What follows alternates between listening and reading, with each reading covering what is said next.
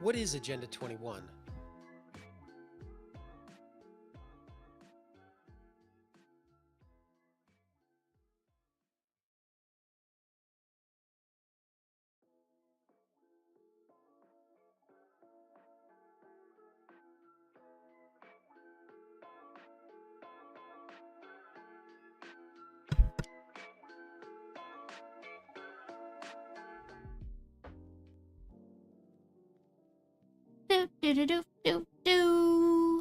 Boom! Hello and welcome, or welcome back to the stream. It is the second spooky Saturday show. Boom. And yeah, we're gonna look at some spooky stuff. Isn't that exciting? I was too sick to get out of bed and go get a new mic, but I might still do that later because it's the weekend and JB Hi-Fi will probably still be open when I finish this stream, so I can probably still go and get a microphone. Hello, Ricochet. Good to see you. If I sound out of breath, it's because I'm very, very unwell and in a lot of pain. So good times. But we'll see how we go.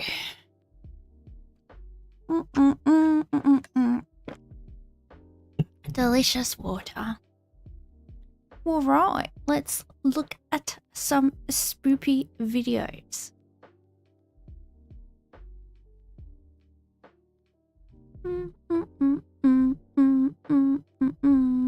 Boop. There we go. 10 haunted forests in New South Wales. I want to see if I've been camping in a lot of forests in New South Wales, so I want to see if I accidentally camped in a haunted forest. And then we're going to get into like some New World Order conspiracies after that because I like them. I like them a lot. It's like I'm living in a sci-fi movie, except it's not fun. A dystopic sci-fi movie. Aren't they all though, really? Ooh. Oh no, it's a skeleton man! He's gonna get me! Subscribe! The bright skies of New South Wales lie forests where the light doesn't quite reach. Wait, this is the Blue Mountains. This is where I've seen ghosts. To hold its breath.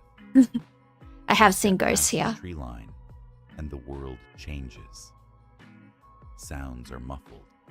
Shadows twist. Just by the way, this isn't a picture of an Australian forest. These aren't Australian trees, so I don't know why he's showing them. In ways they shouldn't. And the wind carries whispers that know your name. Tonight, we wander deep into the wild heart of NS. Okay, this is like the temperate rainforest that you get. This looks like sassafras. I don't know what those other trees were. I mean, they could be Australian trees. I just didn't recognize them straight away, so I don't know.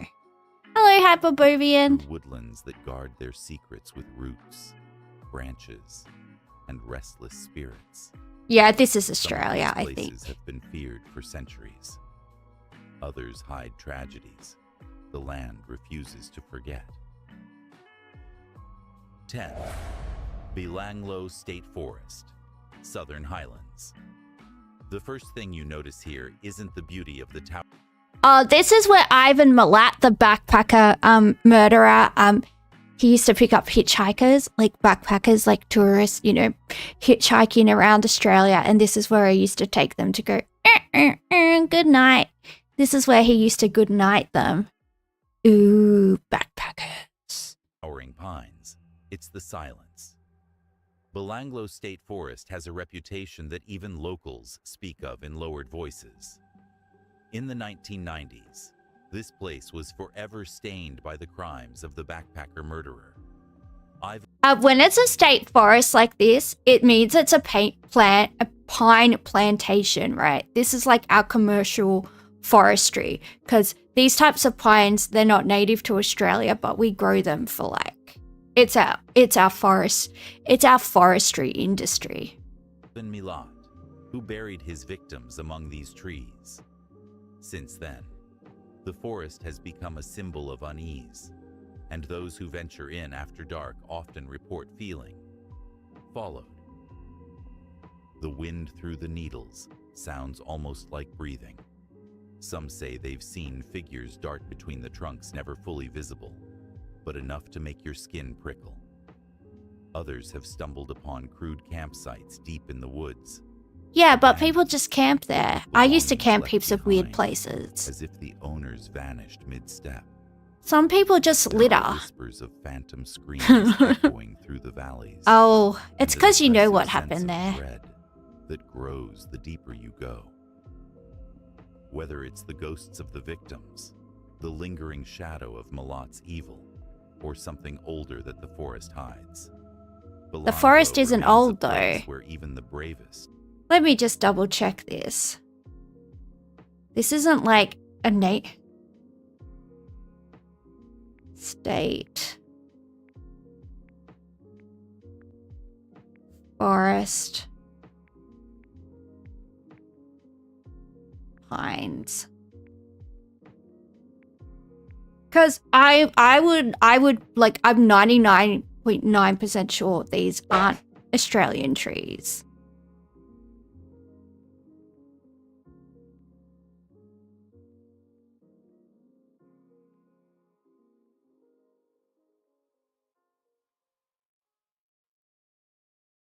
Where do I find out? You gonna tell me? Forestry Corporation?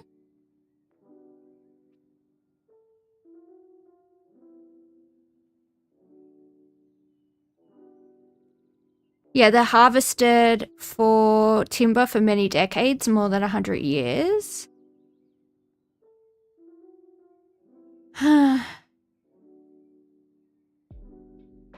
Non-native.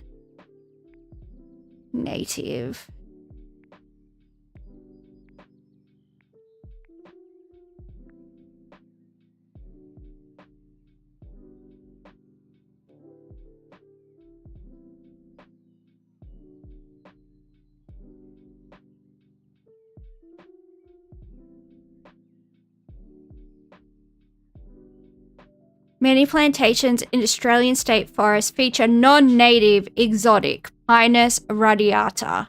Yeah, so they're not native. So how can the forest have ancient booga wooga powers if it's like, yeah, the older state forests have only been going for 100 years. So I don't believe that. Anyway, some American person wouldn't know what is and isn't a native to Australia, but it's pretty evident. You only really see them in like, you know, established European type gardens. I mean, Australia does have native pines, but they don't look like that. These are like very European coded, you know. We do have conifers, they're just not, you know, like that. Australian trees are like very unique. This is like very, you know, Europe. It's giving Europe or North America or something like that. Rarely linger past sunset. And if you do, you might find the forest knows exactly where you are. 9. Watagan's National. You know what? I just remembered. I have a new keyboard. I got a new keyboard this morning, like a mechanical keyboard that's like all pretty and lights up and stuff. So if you see me using the like the screen computer, yell at me because I do have a real keyboard. I just got used to not using it. Hello, Cold Cheese. Good to see you. National Park, Hunter Region. Watagan. By day, the Watagans are a place of lush green beauty, with mossy boulders and waterfalls that seem almost enchanted. But as dusk falls, the atmosphere changes. This park sits on land sacred to the Awabakal and Darkinjung peoples, steeped in ancient stories and spiritual significance. The rock carvings here are thousands of years old, and some say they mark places where the spirit world brushes against our own. Bushwalkers have reported sudden drops in temperature on warm nights. Shadows. Yeah, this is part of the Greater Blue Mountains National Park. It's not like the Blue Mountains, but like there's like 5 national parks that make up the Greater Blue Mountains National Park World Heritage Area, and the Hunter Valley is a part of that. So this is, yeah, technically, if you want to be very technical, it's considered part of the Blue Mountains, which, like, I don't like that because I only, like, consider the city of Blue Mountains the Blue Mountains. It annoys me when people don't use it properly, but yeah, I mean, technically. Moving against the direction of the light, and voices speaking in languages they cannot understand. There are... Yeah, this is Australia. We're looking at the most haunted forests in New South Wales, which is where I'm from. I've camped at a lot of these places, so I want to see if I'm crazy about any of the spoopy stuff I've seen when I've been camping, because I like to go camping by myself a lot because I like peace and quiet, and other people annoy me. Plus, whenever I go camping, one of my friends always starts whinging and, like, starts getting all princessy about how uncomfortable they are, and I'm just like, drink more alcohol, then you won't be uncomfortable, you know? Are stories of hikers hearing footsteps just behind them, only to turn and find nothing. Others claim to have been escorted out of the forest by unseen presences, as if being firmly, but politely, told to leave. I don't think so. The most unsettling tales come from campers who have woken to find their tents unzipped from the outside, yet no signs of animals or humans nearby.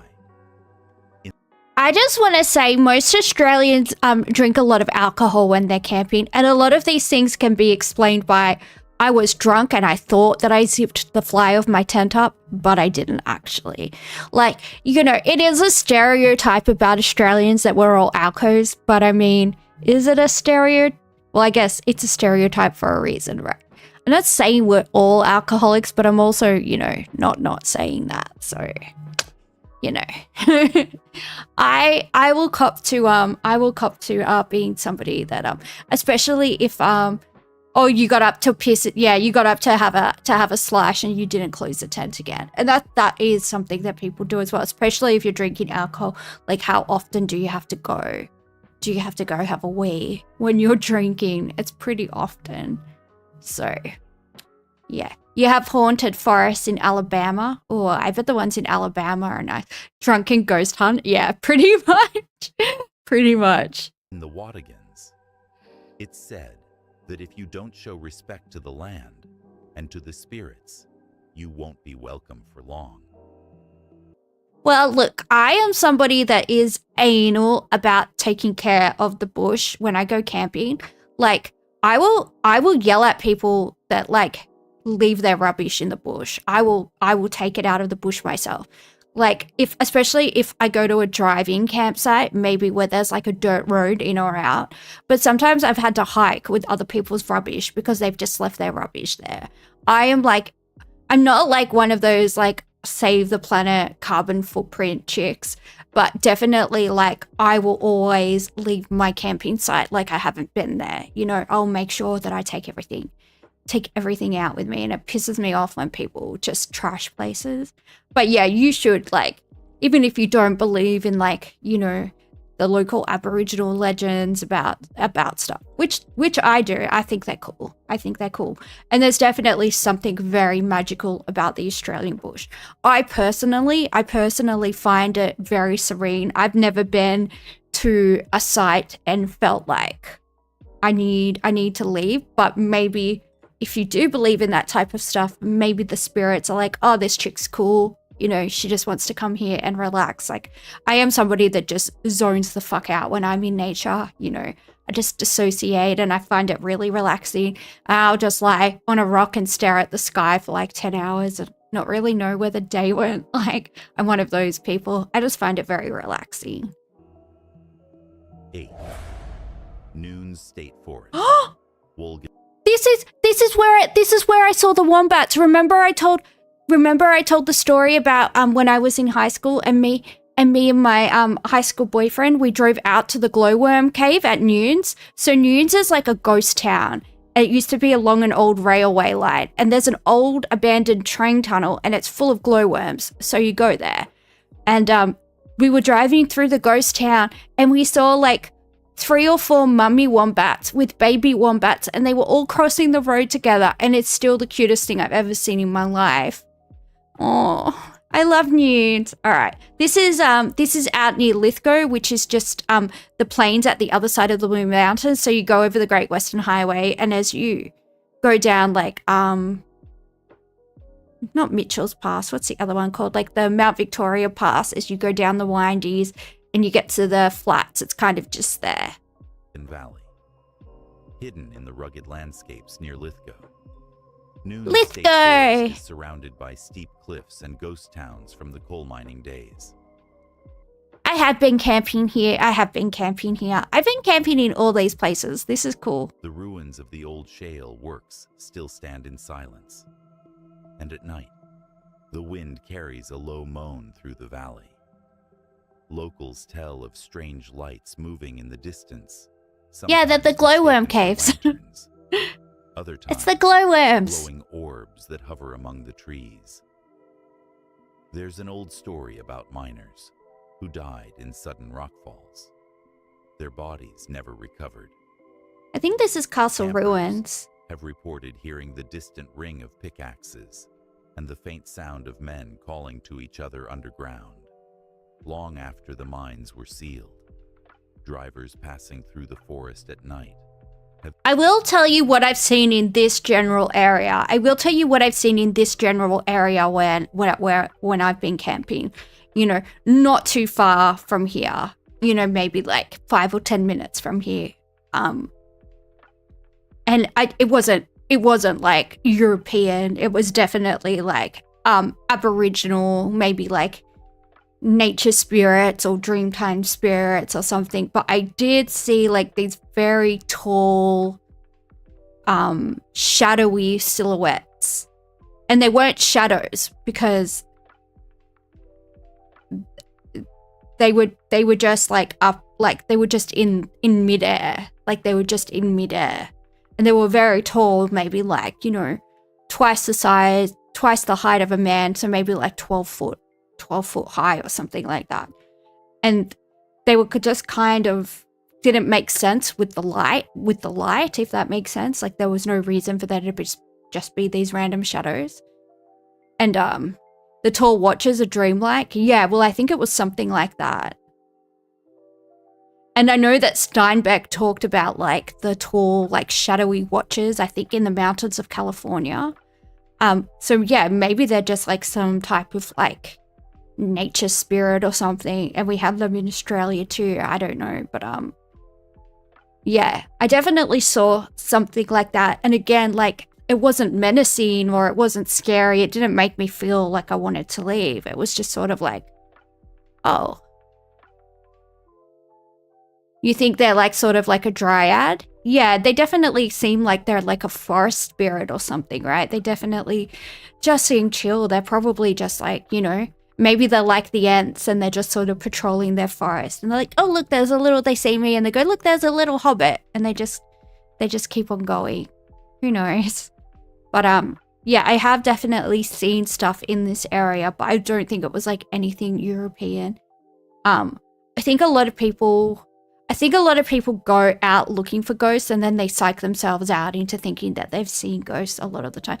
Not that I do believe in the supernatural, and I do believe like that people have a soul, and I do believe that like bad events and stuff like that can leave scars in the energy of places and, you know, that type of thing. But yeah, I don't think Nunes is like full of like the ghosts of miners. I just don't. I've been there quite a few times in the middle of the night when no one else has been there, and it's been fine. We just went and looked at some glowworms. It's like, and some wombats. It's not that bad. Lone figures standing by the roadside, staring with hollow eyes, only to vanish when approached. No, I don't Even the believe in animals that. here behave oddly. Kangaroos freeze and stare into the trees as if tracking something Yeah, I've driven through this ghost town maybe like 10, 15 times. It's fine. Like I am somebody that's very I would say I'm a very sensitive person to like energies. Like if sometimes I'll meet somebody and I'll say to my friends, oh, this person gives me a bad feeling. I don't like them. And my friends will be like, oh no, they're cool, blah, blah, blah, blah, blah. And then 2 years later, that person will always be shown to be the biggest piece of shit ever. And everyone was like, how did you know? How did you know? And I'm like, I don't know. They just, something about them was off. Like, I feel like I am very intuitive and I've never felt anything driving through Nunes. I think people just know that it's abandoned and they're like, oh, there must be ghosts here. It looks creepy. There must be ghosts. It's like, nah, calm down. Calm down. And when the mist rolls in, it swallows the road so completely that you could be the only living soul for miles. Or one. Yeah, it's peaceful. Among many unseen. 7. Monga National Park, the rain-soaked labyrinth, deep in the southern tablelands. Monga National Park is a tangle of ancient temperate rainforest. Oh yeah, Giant it's beautiful. tree ferns spread overhead like green umbrellas. It's beautiful. Yes, but beauty doesn't keep you safe here. Locals whisper that the forest doesn't just watch you. I've been camping here. It feels like you're going to see a dinosaur when you're camping here. It looks like, it looks like Cretaceous, like era rainforest. It looks so beautiful. And you just expect like, a Diplodocus or something like that to just, a Brontosaurus or something just to sort of appear out of the scrub and say hello. It kind of looks like that.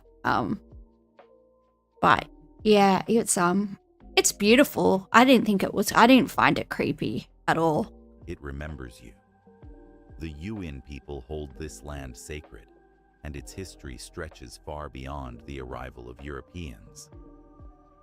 On mist-heavy mornings, some hikers say the tracks seem to shift, leading them in circles until they feel an unseen hand guiding them back. Yeah, but isn't that just that you're really shit at orienteering and you maybe shouldn't be in the bush if you can't tell your ass from your elbow? Like, I don't know, maybe it's because my dad was in the Navy and the Army and he taught me how to use a compass and he taught me how to find north by using a watch. And the sun. Like, I don't know. I know they say that chicks are like bad at direction, but I've had a better sense of direction than every man I've ever dated. I have to tell them when they're driving in the wrong direction. And they're like, oh yeah, we are driving back towards the city. And I'm like, yeah, we're going that way. We live that way. Like, what are you doing, mate? And I have a good sense of direction. But the thing is, like, you can't blame ghosts because, like, you're shit at life. You know what I mean? Get good. Get good, losers. Others speak of voices calling softly from the trees, sometimes familiar voices of loved ones who aren't there.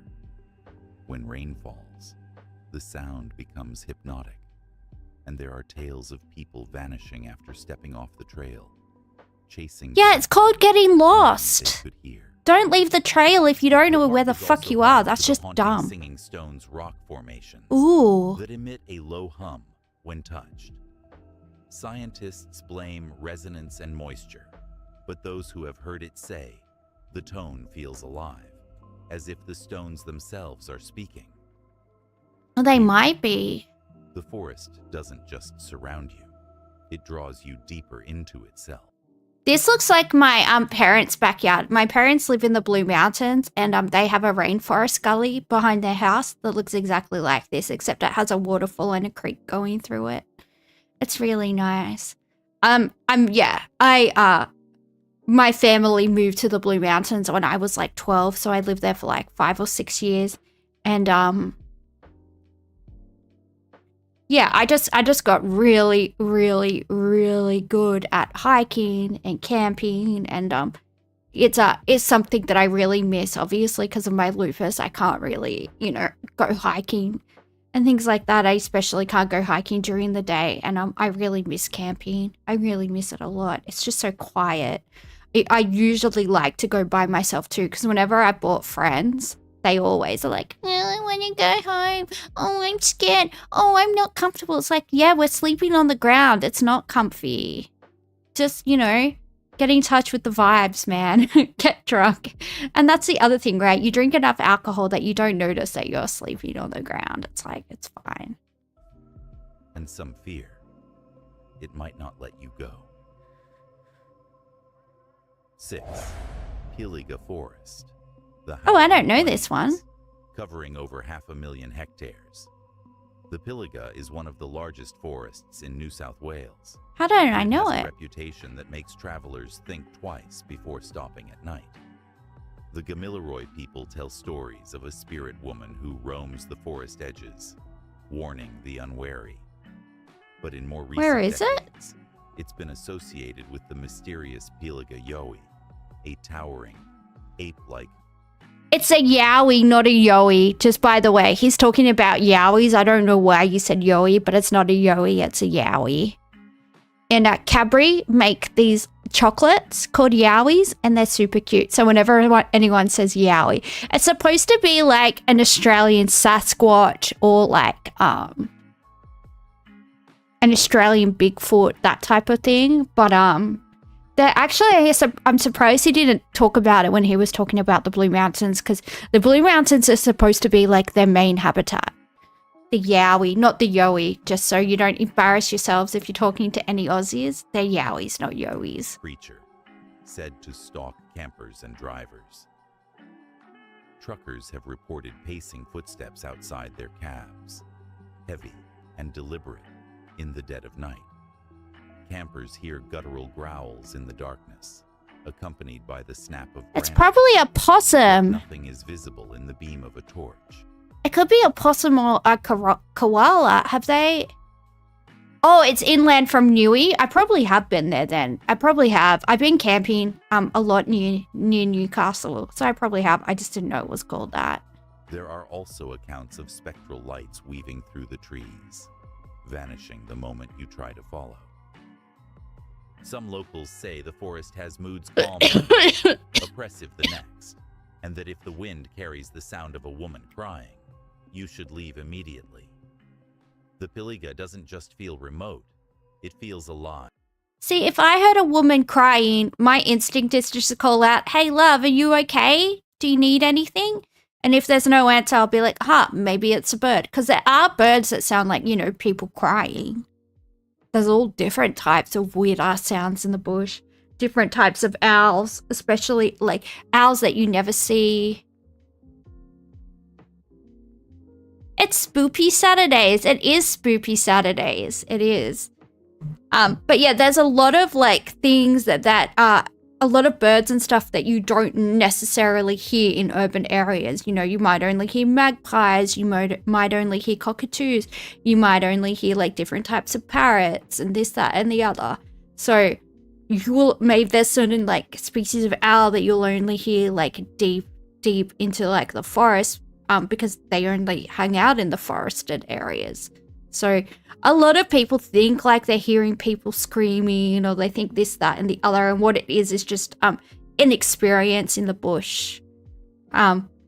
Yeah, the only spoopy things I've had happen in the bush haven't been scary. Like I said, in the Blue Mountains National Park, I would always see that little pale white girl with dark black hair in a white dress out of the corner of my eye, but she wasn't scary. She wasn't menacing. She was just always there in my peripheral until I turned to look at her, and then there was nothing there. So yeah, and those tall, black, skinny, like black shadow things, which I think if they were anything, they were probably like, you know, some type of like Aboriginal nature spirit or, you know, some type of indigenous something. But yeah, none of it was scary. And also, you know what? I could have just been really hungover and dehydrated because I do like to drink a lot when I go camping. It's you know, it's relaxing. I like to be one with the earth, you know? Get in there. The land itself is measuring whether you belong. 5. Barrington Tops. I've been to Barrington. This is Barrington Tops National Park is also near Newcastle. It's also near Newcastle, and this is like Gondwana. So if you know the supercontinent Gondwana, this is like this is preserved Gondwana forest. So this is literally the forest that the dinosaurs used to walk through. I've been here. It's really nice. It's really, really, really beautiful, like thick rainforest. It's so beautiful. High in the Great Dividing Range. Barrington Tops is known for its winter snowfalls and alpine wilderness. But beauty turns treacherous here when the mists descend. The Warimi people's legends speak of spirits that roam the mountains, and early European settlers added their own tales of missing cattle, abandoned camps, and travelers who never returned. Rangers tell of strange tracks appearing overnight in the snow, too large for any known animal, yet too human to be dismissed. Some hikers have reported seeing figures ahead on the trail, only to watch them dissolve into the mist. Others claim to have felt sudden blasts of icy wind on still days, accompanied by the faint sound of boots crunching snow behind them.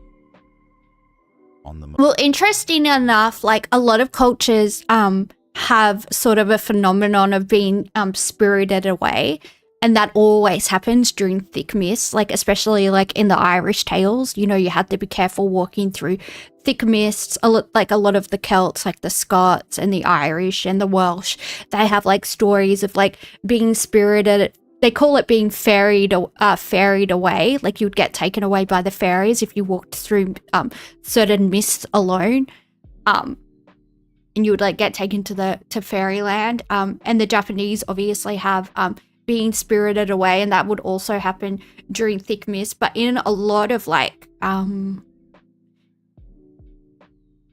cultures, like spiritual or mythological stories, water is sort of like a conduit, sort of like a portal for the realms of the supernatural. So a lot of the time, like bodies of water or mist like that, mist and things like that can be like portals essentially that will like take you to, you know, the realm beyond or something like that. So, I mean, I guess you are sort of, if you believe in that type of stuff, supposed to be careful walking through thick mists.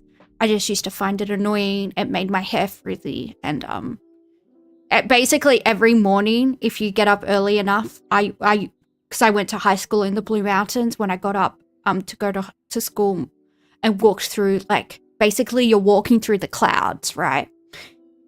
Because it's quite a high altitude, and you're walking through essentially the clouds, the mists, and, you know, your hair's just all frizzy and fucked by the time you get to school. And, you know, when you're a teenager, it's awkward enough. You don't want to have frizzy hair on top of everything else. Most silent nights, you might hear faint, rhythmic knocking. Some say it's snow-laden branches falling. Others believe it's the ghostly signal of lost explorers. No, it's forever not. Trying to find their way home. In Barrington. So in these types of forests, there's a frog, and I can't remember what it's called, but the frog makes a banging noise, because I remember the first time I heard it was when my family had moved from Western Sydney to the Blue Mountains, and the frog literally sounds like this. And I can't remember what it's called. Let me see if I can find it. I gotta remember, I've got a keyboard.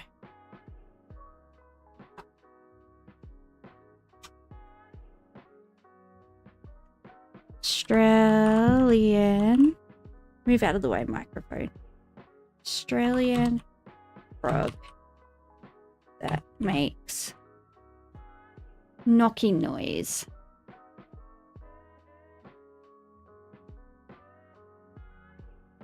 The Australian frog that makes a knocking sound is the striped marsh frog. Its distinctive call is often described as a single short tock or whack, repeated every few seconds, similar to a tennis ball being hit or a hammer striking an anvil. Don't you think that explains the sound he was just talking about? See, a lot of people that think they're having these spooky experiences, it's just because they literally don't know the animals that live that live in these places. And look, they are found along the eastern coast of Australia. Where's the Great Dividing Range? Along the eastern coast of Australia. So it's simply like you live in the city, you're not used to the bush, especially like you don't get many frogs in the city anymore, unfortunately, because the ecosystems aren't healthy. I'm really lucky there's a bunch of creeks near where I live in Melbourne, and there's frogs there all the time, and the councils put like little signs around about the frogs telling you about what frogs live there, and it's really cool because that means the ecosystem is healthy, right? And that makes me really happy because I do really... Sorry, can you hear me now? Is that better? And that makes me really happy because yeah, it means the ecosystem's healthy and the frogs are back and everything's good. So, did you miss anything that I said? Or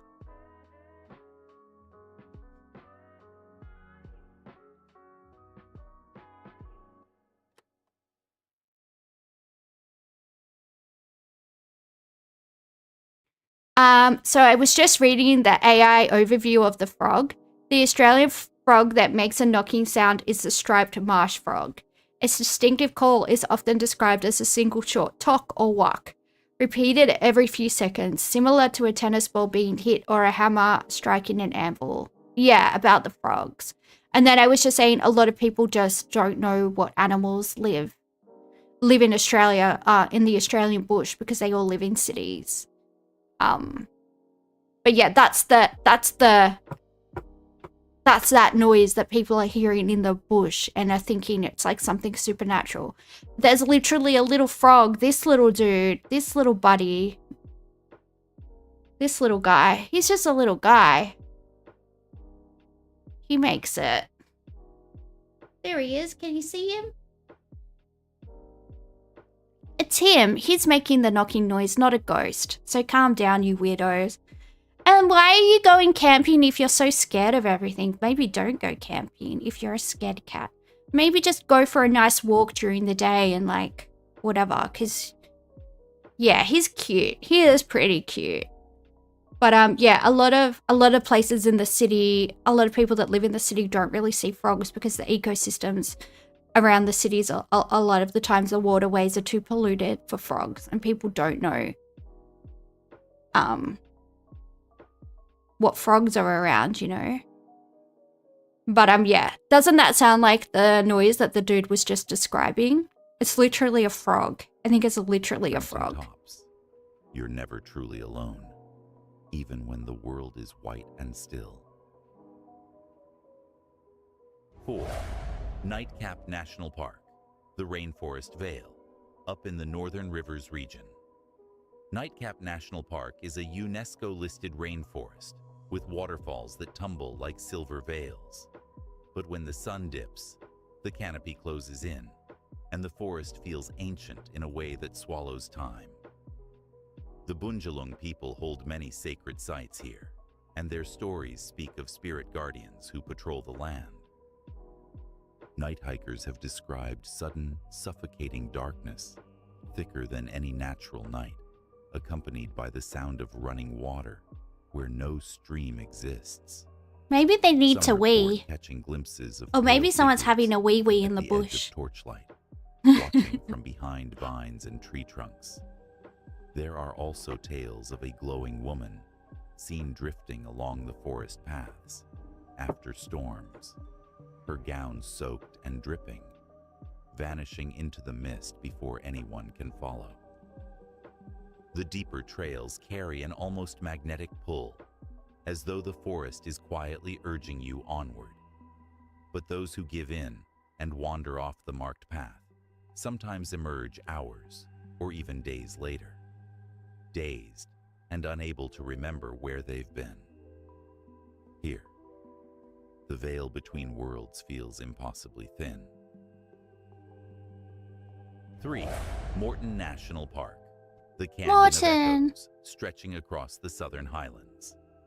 Morton National Park is home to deep gorges, hidden caves, and sandstone cliffs that catch the last light like blood orange fire. By day, the park feels open and wild. By night, it becomes a labyrinth of echoing voices. Campers near the Etrema Wilderness report hearing long, drawn-out calls at night, sometimes words, sometimes screams that bounce between the cliffs in ways that make it impossible to tell where they came from. Some say the voices call their names, luring them toward the canyon edges. Old bushwalking records tell of missing hikers whose last known locations were marked by strange, spiral-shaped rock formations, as if the stones had been deliberately arranged. Local lore suggests the area is haunted by spirits of bushrangers who used the cliffs as hideouts, and whose restless souls now wander the ravines. The wind here seems to carry secrets, and if you stop to listen, you may hear more than you wanted. 2. Yarango Billy, the Snowy River Shadows, hidden within Kosciuszko National Park.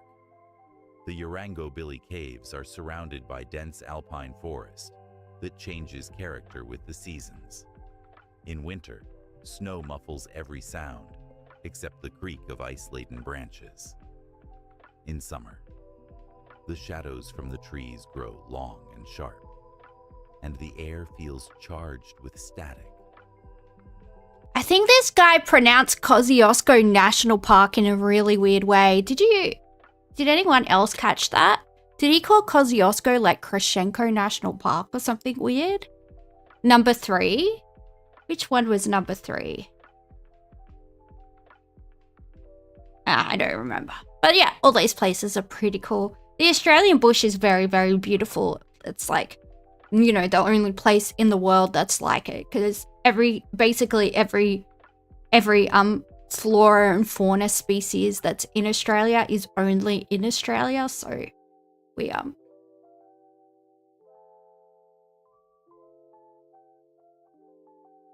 you can hear me, but not the AI guy. I can turn it up.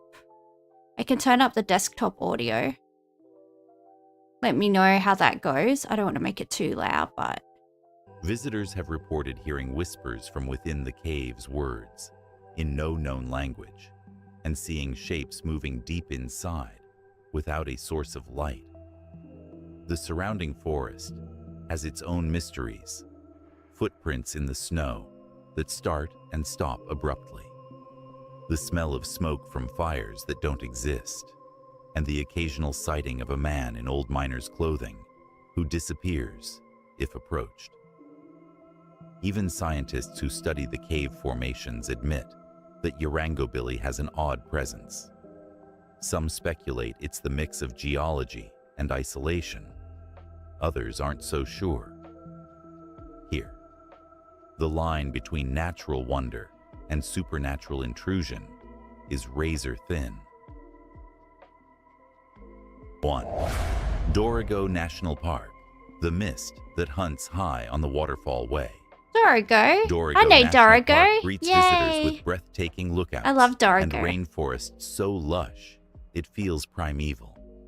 But when the mists roll in, and they often do, the forest becomes something else entirely. The Gumbaingir people have long told of spirits inhabiting these hills, warning that the fog is more than just weather. Walkers caught in it have reported feeling followed. Their footsteps echoed just out of sync. Some claim to have seen figures moving ahead of them, only to vanish into the white. The air here has a strange dampness, clinging to your skin like a living thing. Rangers have spoken of hearing dripping water where there is no source, and of finding strange woven shapes hanging from branches, swaying as though someone or something had placed them there moments before. The mists can roll in without warning, and once they do, the world narrows to just a few feet. Many say that's when you feel it, a presence that seems to circle you, unseen but undeniably close. In Dorrigo, the forest doesn't just hide you, it surrounds you, waits for you, and sometimes it takes you. That's all for today. I If you don't enjoyed think this so. chilling I mean, I don't believe any of this. Honestly, I don't think. I'm not saying there's like no ghosts in the Australian bush anywhere. I mean, obviously, there's gonna be a lot of like trauma in the bush from maybe like tribal warfare pre-colonization, and then there's, you know, obviously the way that the convicts were treated, building most of Australia's infrastructure, like early colonial infrastructure. You know, there were people that were literally, you know, worked to death building like the early roadways and things like that. Like, I'm not going to say there's no ghosts, but I think a lot of these things are just people just not used to solitude and not used to like the sounds of the bush, and so they don't know what things are. They hear a possum growling and they're like, oh, it's, you know, blah blah blah, or they hear a frog that makes that banging noise, that, you know, that thwack noise, and they're like, oh, something's coming to get me. And it's like, well, no, you just don't know what the animals in the bush sound like. I think that's a lot of it. Anyway, let's let's get into some. Oh, that video was from True Creepy Experiences, and gonna give it a like, gonna give it a subscription, a subscribe. All right. Do I want to join the channel? No, don't push your luck, mate. All right.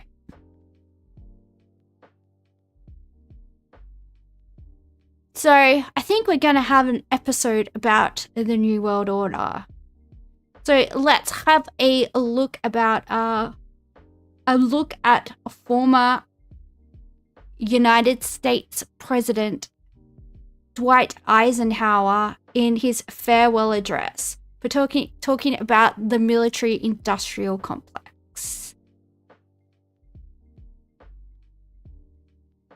I come to you with a message of leave-taking and farewell. This speech did not get very much attention. When a new president is coming to power, as John Kennedy was, the spotlight was not on Dwight Eisenhower. We have been compelled to create a permanent armaments industry of vast proportions. There was a feeling at the time that this must have been written by some speechwriter who just sneaked into the speech. In the councils of government, we must guard against the acquisition of unwarranted influence, whether sought or unsought, by the military-industrial complex. 3 months ago, we got contacted by a family up in Minnesota saying that we have documents from Malcolm Moose. He was responsible in part for drafting the military-industrial complex speech. These new papers give us written evidence that this was not just some caprice of Eisenhower's or something by some speechwriter. You see the evolution of his speech from May 1959 to Yes, this is Eisenhower's famous speech about the military complex takeover. Funnily enough, he was succeeded by John F. Kennedy, and we're going to be watching his speech next about the New World Order. Those back to back are very interesting. Then we're going to go into Agenda 21, and then we're going to look at the Georgia Guidestones. So you know, we're in the conspiracy realm today, guys. We are through the looking glass. Do do do do do do do do do do do do do do do. I can't remember the X-Files song. 1961. And he wanted to give this speech for a long time, 2 years. Our military organization today bears little relation to that known of any of my predecessors in peacetime, or indeed by the fighting men of World War II or Korea. There was one person in Dwight Eisenhower's life whom he really confided almost everything to, and that was his brother Milton. There's one particular document where the speechwriters had already drafted their version of the speech, only to see Milton come along and totally revamp what had already been written. When Milton Eisenhower was taking notes and writing things on the drafts of these speeches, the speechwriters knew that it wasn't Milton talking, it was Ike. The potential for the disastrous rise of misplaced power exists and will persist. He would see magazines with advertisements for some new warplane or some bomb, and he got so angry he'd take the magazine and throw it into the fireplace of the Oval Office because he felt that defense spending should not be something that would be encouraged by companies who are seeking commercial gain. We must never let the weight of this combination endanger our liberties or democratic processes. There is an interesting document. It shows that the farewell speech will be made to Congress. But yet, President Eisenhower decided no, he was going to address the people. Only an alert and knowledgeable citizenry can compel the proper meshing of the huge industrial and military machinery of defense with our peaceful methods and goals, so that security and liberty. Can you imagine an American president talking in these terms today?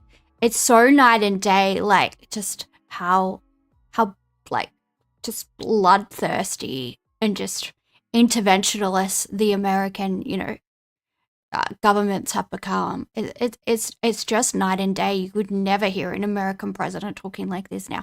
Like even like Obama, who was, who got given the Nobel Peace Prize, was like George Bush on steroids. He actually had way more blood on his hands than George Bush. He was drone striking American citizens, for God's sake. But oof. May prosper together. One test of how well a president speaks is how long the speech lives. Here we are 50 years later, we're still talking about this speech. Now, on Friday noon, I am to become a private citizen. I am proud to do so. I look forward to it. Thank you, and good night.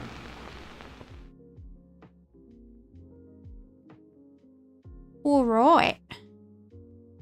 And now, a speech given by John F. Kennedy weeks before his assassination. So, let's go. A monolithic and ruthless conspiracy. The very word secrecy is repugnant in a free and open society.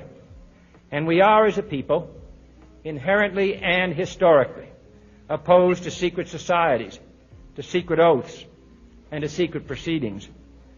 We decided long ago that the dangers of excessive and unwarranted concealment of pertinent facts far outweighed the dangers which are cited to justify it. Even today, there is little value in opposing the threat of a closed society by imitating its arbitrary restrictions. Even today, there is little value in ensuring the survival of our nation if our traditions do not survive with it. And there is very grave danger that an announced need for increased security will be seized upon by those anxious to expand its meaning to the very limits of official censorship and concealment.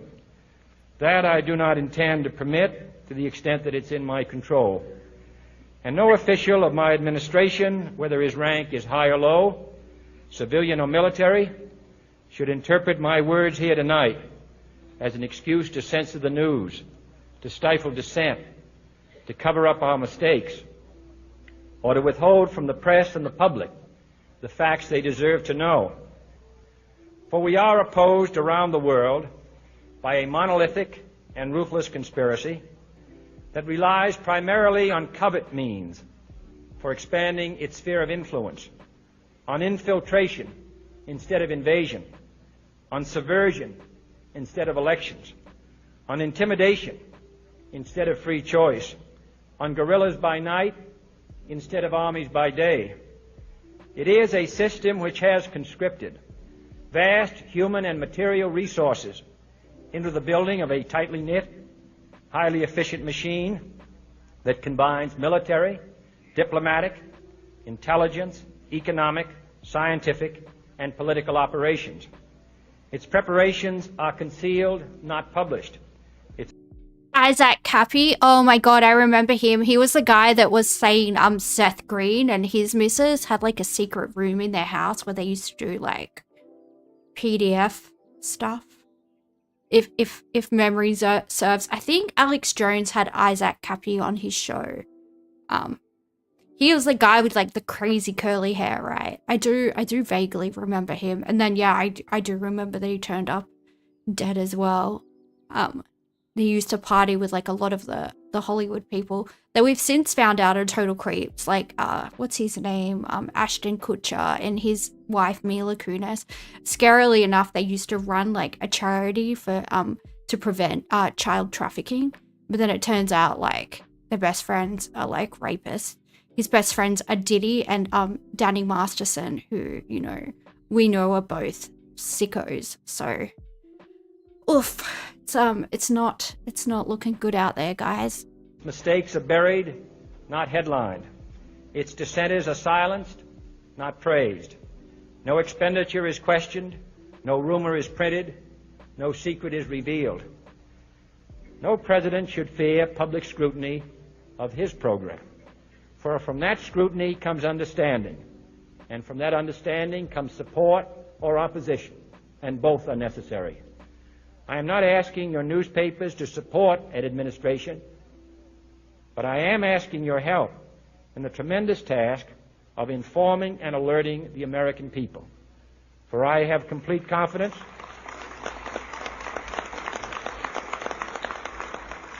in the response and dedication of our citizens whenever they are fully informed. I not only could not stifle controversy among your readers, I welcome it. This administration intends to be candid about its errors. For as a wise man once said, an error doesn't become a mistake until you refuse to correct it. The report is that the president is dead. The word we have is that he is dead, that he was shot by an assassin at the intersection of Elm and Houston Streets just as he was going into the underpass. The word we have is from a doctor on the staff of Parkland Hospital who says that it is true. He was in tears when he told me just a moment ago. There we go. I will be back in like 3 minutes, probably less.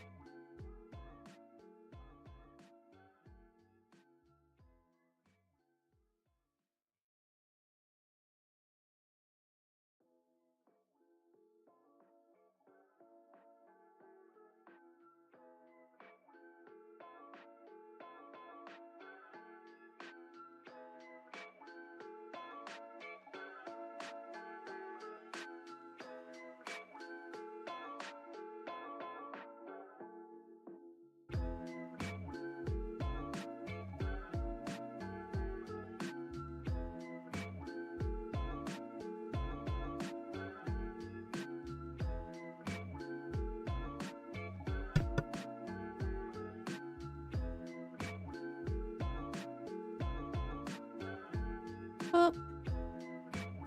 Boop. Hello, I am back. Did you miss me? Yeah, so there's a few things that JFK could have been talking about. Obviously, there's, you know, the Israel conspiracy, the Mossad element. There's, you know, the FARA Act, the Foreign Actor Registration Act, that Israel is the only country that doesn't apply to. So say if I, as an Australian, wanted to go over and lobby for something, I wanted to go to Washington, D.C., and I wanted to lobby, you know, talk to politicians and do all of that stuff, I would have to register as a foreign agent. The only people that don't have to register as foreign agents are Israel. they're the only people that are exempt. But however, apparently a few months before JFK was assassinated, he was trying to make a FARA include Israeli lobbyists as well. And so, you know, there are some conspiracy theories that say that, you know, might have been Mossad that shot JFK from that grassy knoll. But we'll never know, I guess. We'll never know. I don't believe the so-called like declassified JFK stuff. I don't think we're ever gonna know. I don't think Trump is gonna release anything. We're definitely not getting the Epstein papers. I don't think it's gonna happen. But yeah, look, then there's like obviously all these weird secret like high magic societies that all the elites are a part of, you know. There's Bohemian Grove, there's, you know, the Golden Dawn, like Aleister Crowley, there's like the Eyes Wide Shut parties where, you know, they may or may not do things to children. Interesting enough, all of this magic that they use, high magic, is based on the Kabbalah, which is like the mystic part of Judaism. So like those things could very well, the Israeli aspects and the secret societies could very well be related to each other. But it seems like a lot of these people, a lot of these politicians, especially in America, are sort of initiated into secret societies when they're in university. Like, I think it's Yale or Brown, there's the Skull and Bones. It's one of the Ivy Leagues. Hang on.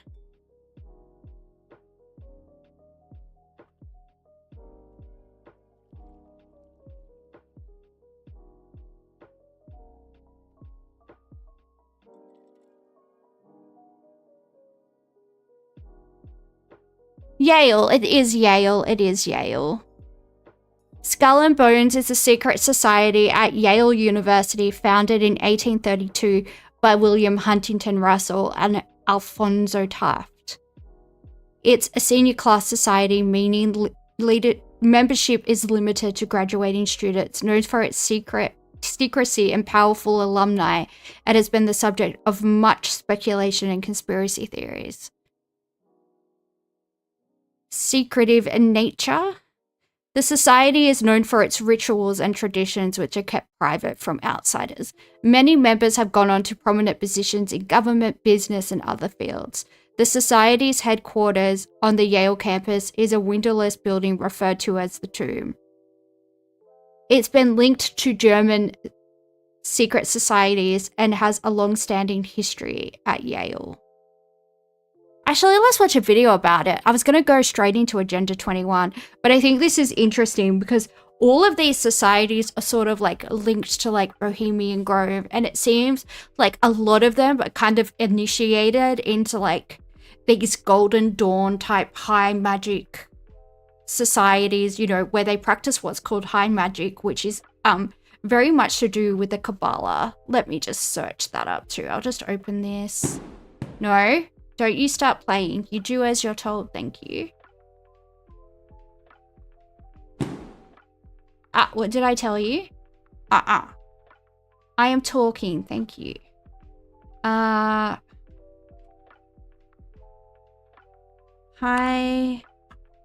magic and the Kabbalah. How do you spell Kabbalah?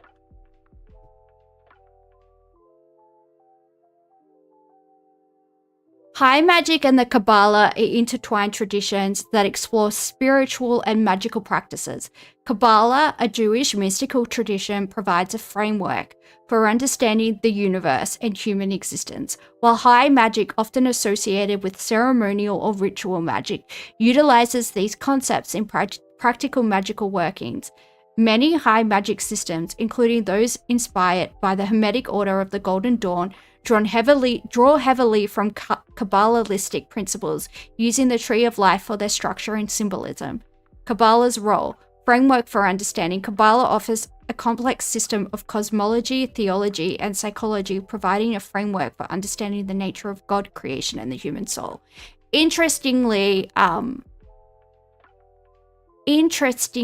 enough, the Freud family, that includes Edward Bernays, the father of modern propaganda. He was Sigmund Freud's nephew through two sources, because apparently there was a lot of inbreeding going on, or parallel lineage. There was parallel lineage in that family. But apparently Sigmund Freud's family were very, very, very big into this. And hang on, they were very big into the Kabbalah, and like practicing high magic. And yeah, there's a lot of, there were double uncles. That's correct. They like to keep the genes close in that family, in the Sigmund Freud lineage, let's just say. But yeah, it's really interesting how this all marks in like a lot of these people that are politicians and stuff like that, you know, they are a part of like the secret society. You got to bounce cold cheese? Oh, it's after midnight. That's understandable. Yeah, hopefully my health will improve and I can camp. I appreciate that, cold cheese. I hope you have a good night's sleep.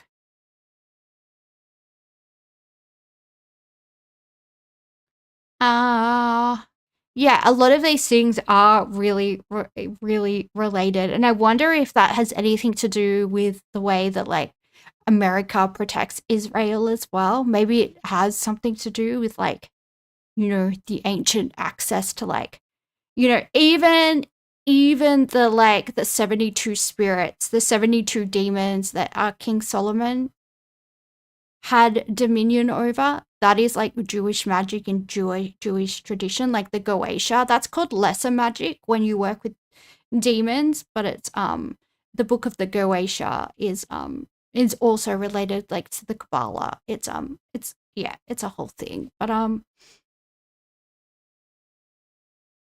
yeah, all of these things are intrinsically linked. So let's look at Skull and Bones. Skull and Bones, the elite society controlling the world.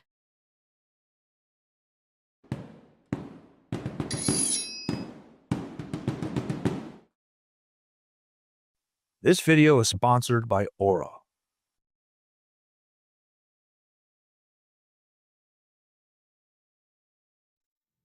For centuries, secret societies have fascinated and frightened people alike. From the Knights Templar to the Freemasons, these shadowy organizations have shaped history from behind the curtain, influencing governments, banking systems, and even revolutions. Their members are bound by oaths of secrecy, their motives often unclear, leaving the public to wonder, are they merely social clubs for the elite, or do they wield real power? One such society has stood the test of time, remaining one of the most exclusive and powerful organizations in America. Its members have gone on to become U.S. presidents, Supreme Court justices, intelligence operatives, and corporate titans. Its ritual. And look, like there's a good chance a lot of these people would have risen through, you know, risen to the top echelons of their fields. It's Yale. You know, you're going to Yale. It's like you go to a group of 8 university in Australia, right? A lot of these people were going. These are people that are highly connected. These people, you know. But yeah, it is very interesting. And look, you could say like these kids are just mucking around. They're just, you know, whatever. But even if you are mucking around and you're doing ceremonial magic as a joke, like the spirits don't consider it a joke. If you pledge yourself or you pledge your lineage to a entity, it doesn't care if you were joking. And don't mess around with this stuff if you don't know anything about it, I guess is my warning. A closely guarded secret, rumored to involve coffins, stolen skulls, and strange oaths of loyalty. For nearly 200 years, Skull and Bones has operated in the shadows at Yale University. But what really happens inside the infamous tomb? And does this fraternity hold more influence than it wants the world to believe? Today, we uncovered the truth about Skull and Bones. Hello, I'm Mike Droberg, Marine Corps veteran and filmmaker, and we will try to answer these G'day, questions Mike. on today's episode of Forgotten History. All right.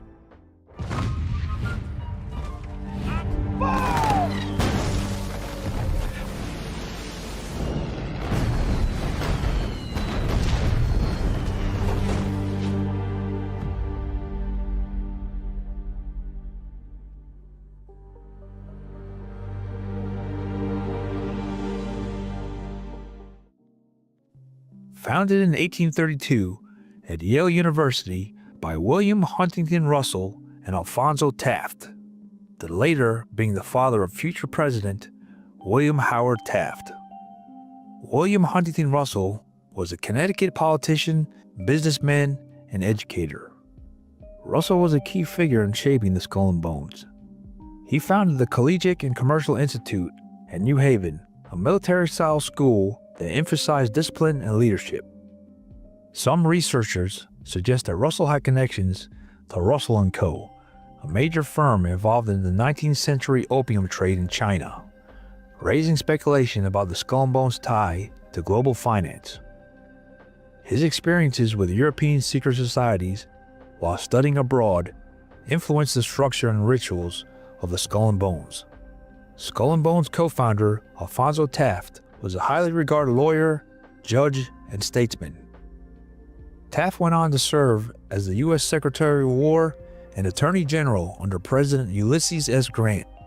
Interesting. Later, he became the U.S. Minister to Austria-Hungary and China, helping shape American diplomacy. His son, William Howard Taft, became the 27th U.S. President and Chief Justice of the Supreme Court, further solidifying Skull and Bones' influence in national politics. Skull and Bones was inspired by German secret societies, particularly the Bavarian Illuminati, which was founded in 1776. It aimed to infiltrate political and financial institutions. Sorry, this is giving very stone mason, and 1776 is the American War of Independence, right? That's when America became independent from the British, I believe. Don't get mad at me, Americans. I'm not American. I'm just going off the top of my head from what I remember. And interestingly enough, the founding fathers of the United States, in particular, George Washington, were Freemasons, and this is the symbology that we're looking at. Interestingly enough, I am the great daughter of apparently a Grand Master of the stonemasons, and my family is definitely cursed. This is one of my, so 3/4 of my lineage is like intergenerational poverty, but one like great grandparent of mine was incredibly wealthy in the old country in Moravia, which is modern day Czechia. And yeah, my family definitely has some type of curse on it. So I don't know if like my great grandfather like offered up, you know, his successors, his you know, his lineage, his future lineage is like some type of sacrifice, so we could just like suffer and be poor and like be sick and all that type of stuff. But yeah, it's definitely like something that I have a lot against. Yeah, my grandmother just kind of I was talking about it because my mom had to get a hip replacement, and she was in like a Mason hospital in Sydney. And as a joke, I was saying to my dad, oh, were there like any secret passageways, blah, blah, blah, blah, blah. And my babushka, she was like, oh, my dad was a grand master. And we were like, what? And she's like, yeah, she knew everything about it. Well, as much as you would know, obviously it's a secret society. But you know, she was telling, she got the title right. So like, obviously she knew what it was. And she was telling us and we were like, whoa. And I was like, wait, so I have like I'm an eighth, like Illuminati. But interestingly enough, like I consider it a gift from God because I don't mess with this devil shit. I'm Catholic. I am I am Catholic, and you know, I only recognize Jesus. Thank you. But this is what a lot of people have told me. I just call it intuition or discernment. But I'm very good at like making accurate predictions about the future, I guess. Like I can beat someone and go, yeah, this person's not good. And then like years later, it will turn out this person's been doing all this horrible stuff behind the scenes. And, you know, or I can say this or that's going to happen. And maybe it's just, you know, pattern recognition. I could also just be autistic, guys. Who knows? Who knows? It's a mixed bag out there. But, yeah, I definitely have some mystical lineage. And I didn't know until, yeah, like 5 or 6 years ago that I had a great-grandfather that was a grandmaster back in the old country. So, yeah, that is, that's quite disturbing. That is quite disturbing to me. And, yeah, after that, I read a lot of books about the stonemasons. But the symbology that they're looking at now is, like, very, very Freemason. But then again, this is all based on the Kabbalah. It's all based on high magic. It's all based on ceremonial magic. And that all goes back to the mystical practices of Judaism. So it's yeah, it's scary, but you know what? Let's just say if I do have any spoopy abilities, which I don't think I do. I think I'm just, you know, sort of good at recognizing people's bullshit. But yeah, I'm not practicing any of this, you know, this hoopla.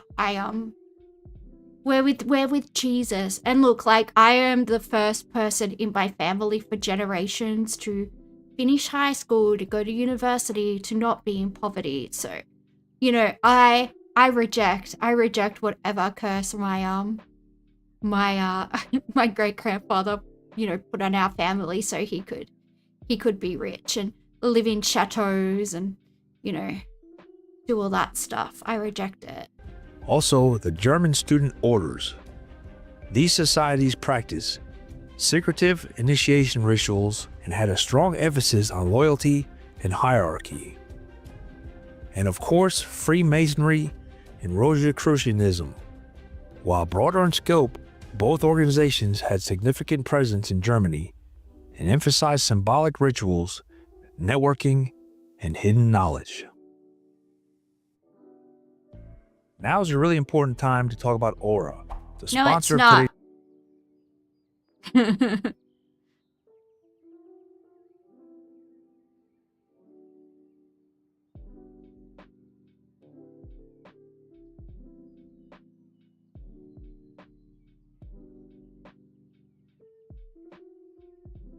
Sorry, guys. Most replayed? All right. Days for free. Unlike typical fraternities, Skull and Bones was small and selective, only accepting 15 members per year, a tradition that continues to this day. Their headquarters, simply known as The Tomb, is a windowless, fortress-like building in New Haven, Connecticut, rumored to contain strange relics, stolen artifacts, and symbols of power. But what does one need to do to become a member? The initiation process remains one of the most secretive aspects of the Skull and Bones. But former members have hinted at bizarre and unsettling rituals. One of the most persistent rumors is that the initiates sleeping in the coffin. are required to lie in a coffin Yeah. and confess their deepest secrets. A practice meant to break down personal barriers and ensure loyalty. The symbol of the Skull and Bones features a skull above two crossed bones, resembling a pirate emblem, but its meaning is much Jolly deeper. Roger. Some believe it's a reference to memento mori, a Latin phrase that translates, remember, you must die. The number 322 is also predominantly featured in Skull and Bones lore and has uncertain origins. Some link it to Greek death cults, such as the Orphic Mysteries and the Eleusinian Mysteries, which focus on rituals of the dead, reincarnation, and passage into the afterlife. These secretive groups performed initiations that were believed to grant hidden knowledge and ensure favorable fate in the underworld. Others believe the number marks the death of Greek order Demosthenes in 322, a pivotal moment in Greek history marking the fall of Athenian democracy to Macedonian rule. Demosthenes, one of Greece's most renowned statesmen, dedicated his life to resisting the influence of Philip II and later Alexander the Great. As Macedonian forces sought his capture, he chose to take his own life rather than submit, an act that some interpret as a symbol of the ultimate defiance. So for Skull and Bones, 322 may represent both intellectual and political strategy, as well as an unwavering commitment to their inner circle's secrecy and influence, symbolizing the society's commitment to intellectual and strategic dominance. Another strange ritual of Skull and Bones includes drinking from Geronimo's skull. Born in 1829, Geronimo was a leader of the Apache and What one of the the most heck? legendary warriors. Dude, they just have some like Native American skull that they drink out of. I don't know, that seems so disrespectful. I know, like, I know we're talking about the people that have, like, you know, I guess capitalized off colonialism the most, right? These are essentially, you know, the aristocracy of the American empire, right? I know, you don't have a monarchy, blah, blah, blah, blah, blah, but you definitely have an elite class in America. Let's not pretend. That's so disrespectful to drink alcohol out of someone's skull. That's, you know, I don't know, I would never do something like that with an indigenous Australian relic. I don't know, it just disgusts me, actually. I just find that really fucking gross. Native American history. He led multiple rebellions against Mexican and U.S. forces, using guerrilla tactics to resist expansion into Apache lands. His fight for Apache independence lasted for decades, making him both a feared and revered figure. Despite his resistance, He was fighting for his people. Like, I respect that. Yeah, that's so disrespectful to me. That really rubs me the wrong way. Like, I have such reverence and respect for the dead. And I think everyone should. And people's religions too. You know, it doesn't matter what somebody's relationship with God is. That's, like, not for me to judge. It's yeah, it's gross. It's gross. That rubs me that rustles my jimmies, it does. he was eventually forced to surrender in 1886, spending the rest of his life as a prisoner of war, and was relocated from Arizona to Florida, Alabama, and finally Fort Sill, Oklahoma. He died in 1909, but his legacy remains as a symbol of Native American resilience. This is one of the most controversial allegations against the Skull and Bones. In 1918, a group of Skull and Bones members, Hello, Nate Dog, and hello, Dango. Good to see you guys. allegedly including Prescott Bush, father of President George H.W. Bush, are said to have stolen Geronimo's skull from his grave in Fort Sill, Oklahoma. The evidence? That's A such leaked letter disgusting from a behavior. Skull and Bones archive, allegedly confirming the theft The freaking Bush family, man. What a bunch of gronks. and detailing how Geronimo's skull was displayed inside the tomb.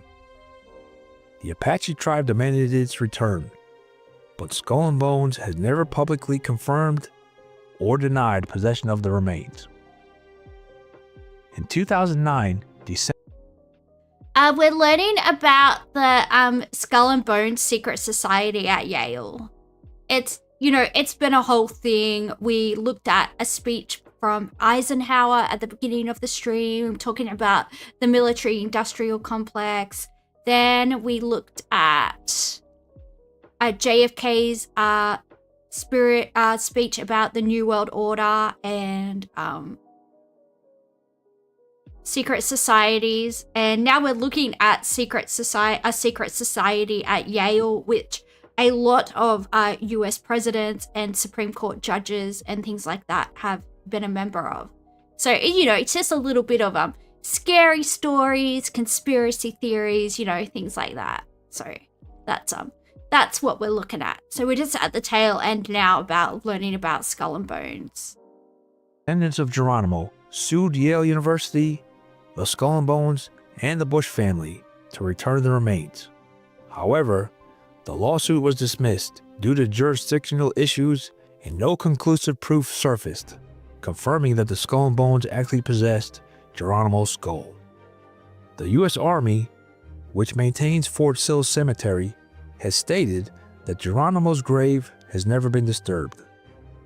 Historians remain skeptical as no forensic evidence has ever surfaced. So what about the political influence of the Skull and Bones? Many bonesmen have gone on to shape the U.S. intelligence community, including CIA directors, national security advisors, and ambassadors. In fact, some researchers believe Skull and Bones played a key role in founding of the CIA itself. Prominent political members include such people as Averell Harriman, class of 19... So just to sort of reiterate what a lot of, people that are labeled conspiracy theorists, I call them, alternate historians, perhaps. People that are, not necessarily towing the official line, the official fiction, if you will, the mythos of a nation as the nation would like it recorded, but are still using, evidence-based reporting to record history. A lot of people say that the CIA is the shadow government, right? This is essentially a rogue parallel government that actually is really the rudder that's steering what direction America goes in, right? And by extension, the rest of the world, because obviously America is the singular superpower. Not many countries are in a position where they can stand up to America, right?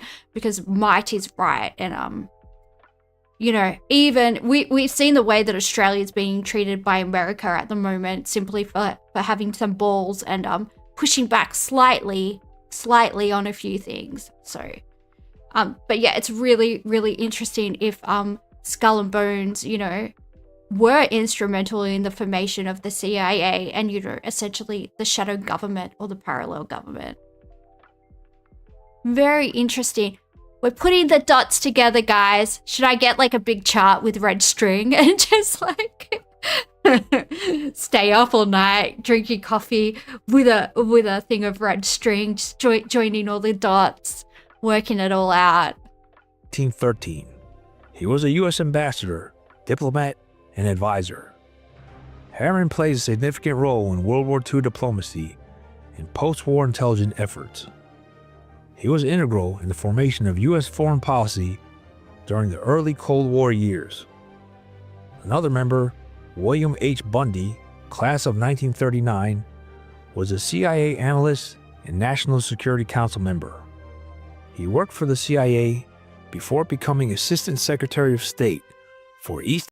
That's a good point, Ricochet. The CIA has been instrumental in fomenting coups in a lot of democratic countries around the world, and yet the CIA, in a lot of cases, has their guy in. For example, in Australia, the CIA ousted one of Australia's most beloved Prime Ministers, Gough Whitlam, who served from 1972 to 1975, and they replaced him with Malcolm Fraser,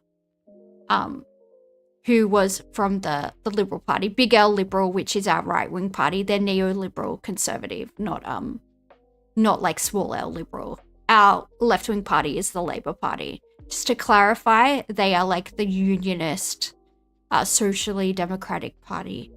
But yeah, it's they've even done it to Australia. So yeah, I'm very, very well aware of the bullshit that the CIA likes to do. Not a fan. Asian and Pacific affairs, influencing U.S. policy during the Vietnam War. And finally, George H.W. Bush, class of 1948. He was the director of the Central Intelligence Agency from 1976 to 1977 and the 41st President of the United States. He is perhaps the most famous bonesman connected to the CIA. Bush led the agency during a tumultuous time, aiming to restore its reputation post-Watergate. Even the 2004 presidential election saw two Skull and Bones members, George W. Bush and John Kerry, competing against each other. When asked about their membership, both candidates refused to elaborate, brushing it off as too secret to discuss. The Skull and Bones also has deep ties to major Wall Street firms and financial institutions. For example, Brown Brothers Harriman & Co. is one of America's most influential investment banks and has a long standing with Skull and Bone connections, such as Bonesman Prescott Bush and Roland Harriman. Is this merely networking, or does Skull and Bones use its influence to steer global? No, they're running the world, guys. All of these people are into, like, you know, the weird rituals, the eyed wide shut parties, the Epstein parties, you know, where perhaps they have, shall we say, very young humans, and they do things to the young humans. This is like the type of like high magic thing that they do, right?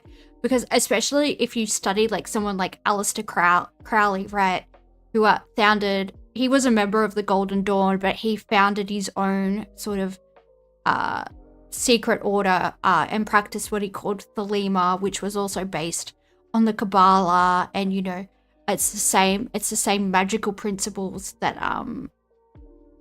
the Freemasons use. What was I saying? I lost my train of thought.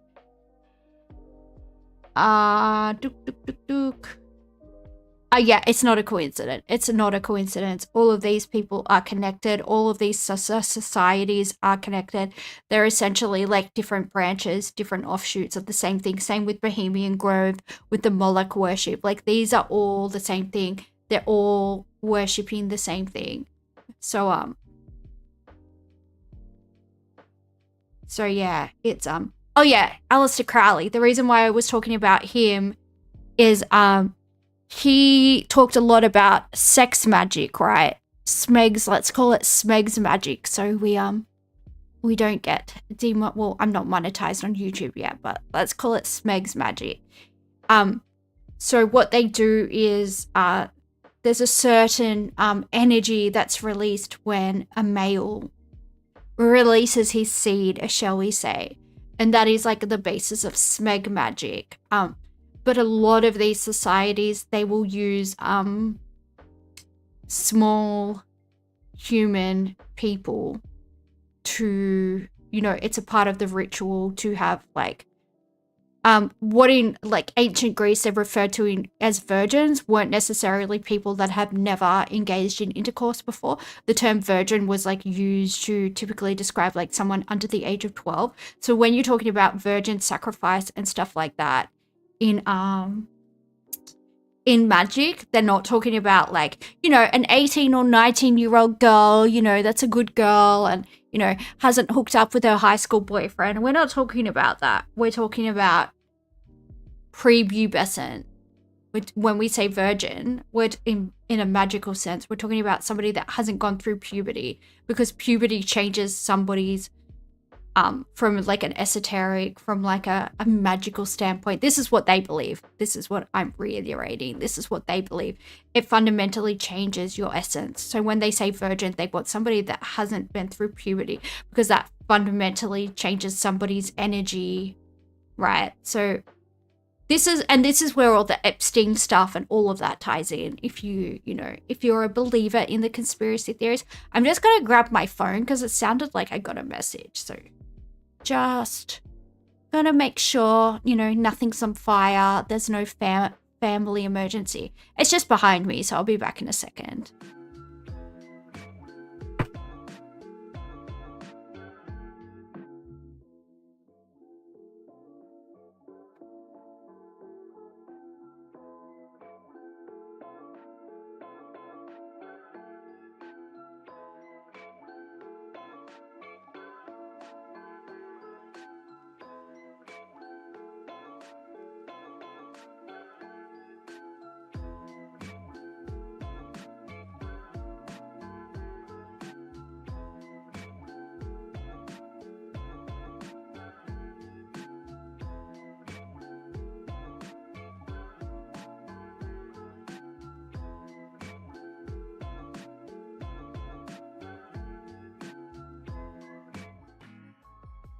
Hello, I am back. Did you miss me? It was just my sister sending a picture of the birthday present I sent her. She liked it, so that's good. It is like the Golden Compass, where they stopped seeing their daemons as they hit puberty. Oh no, I think what happened was their daemons couldn't change shape after they hit puberty. I think that was it, right? Once in the Golden Compass, once they hit puberty, their daemons became fixed, whereas before they hit puberty, and they were like trying to like harvest. They had all those children that they were experimenting on with the dust and all that. They wanted to like the magical essence that the young kids had, I think was called dust, and they were trying to like extract it like surgically. It's yeah. And a lot of people say that like Hitler was also really interested in a lot of this occult stuff. There was the Tool, which was like the occult wing of the Nazi party. Let's just have a look at that briefly. We do go off on some tangents here, but it's all right. We get there in the end. The Tool.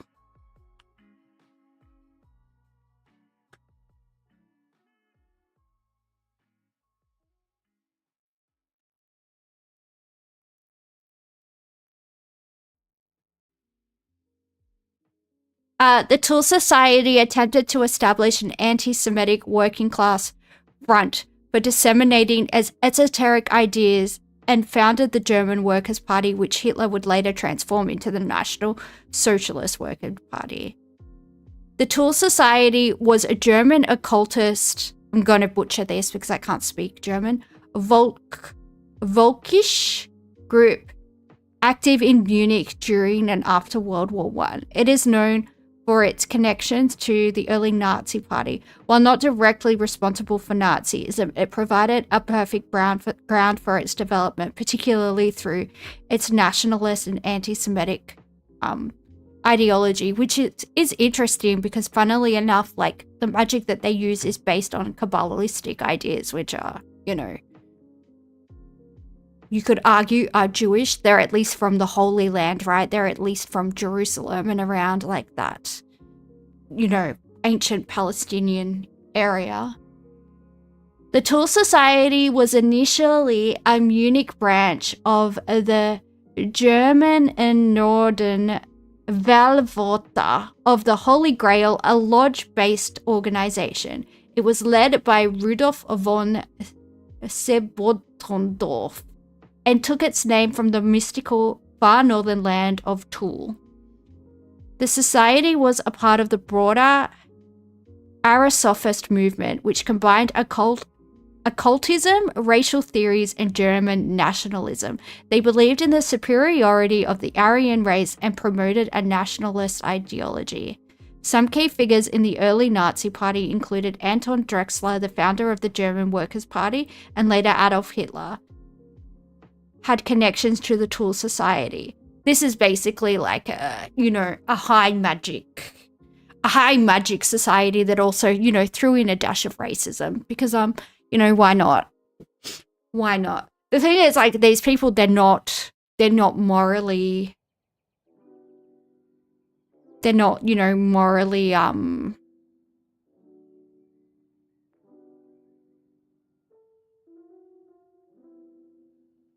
they're not people that are, you know, afraid of selling out the future generations of their family and offering them up to get what they want.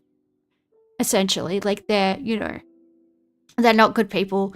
They're happy to get what they want now and maybe pay the price in the afterlife, or, you know, have their the future generations of their family pay the price, as long as they get to have materialistically what they want in the here and now. It's very, very, very, very, very evil stuff. And there's all different flavors of it, but it's, you know, essentially the same thing. Ricochet says Hitler sent people to Tibet to get secret powers from the Bond Society that did black magic. He sent people all over the world to get different people. To get different, like, different types of mysticism and stuff. It was something that he was, like, heavily working on. He even went to Antarctica to see if he could get, like, to the center of the earth, like people that lived inside the earth, like ancient, you know, people that lived in like a hollow earth. He was looking for, like, you know, remnants of like alien civilizations and stuff like that on the Antarctic continent. Like there's a whole type, like a whole plethora of things that dude was into. Global finance. In conclusion, the Skull and Bones has remained one of the most exclusive and secretive societies in America, producing some of the most powerful figures in government, finance, and intelligence. Its rituals, symbols, and membership remain shrouded in mystery, fueling speculation about its true influence. Some argue it's nothing more than a networking group for Yale's elite, a club that fosters strong professional connections rather than a secret power broker. Many believe the evidence suggests otherwise, that the Skull and Bones ties to intelligence agencies. Hyperphobia says, laugh my ass off, Hitler thought Antarctica was real. What an idiot. I mean, I don't know. There's a lot of penguins in Melbourne, okay? And the ocean is very, very cold, the Southern Ocean. And I blame Antarctica for that, okay? But yeah, there's those old legends that, like, in Antarctica, there's, like, a hole at the pole, and you can get into the hollow earth. It's called Agartha, and there's, like, an ancient Aryan society that live in the, like, inside the earth. It's like hollow earth theory. We can do a show on that later as well. And, like, I'm somebody that knows all the conspiracy theories because I love this shit. Like, I'm so into it. I'm so into it. Anyway, it's it's exciting stuff. High finance and global governance allude to something much deeper. Whether Skull and Bones is merely a fraternity for ambitious students or a society with far-reaching influence, one thing is certain: it continues to captivate those who seek to uncover the hidden forces shaping our world.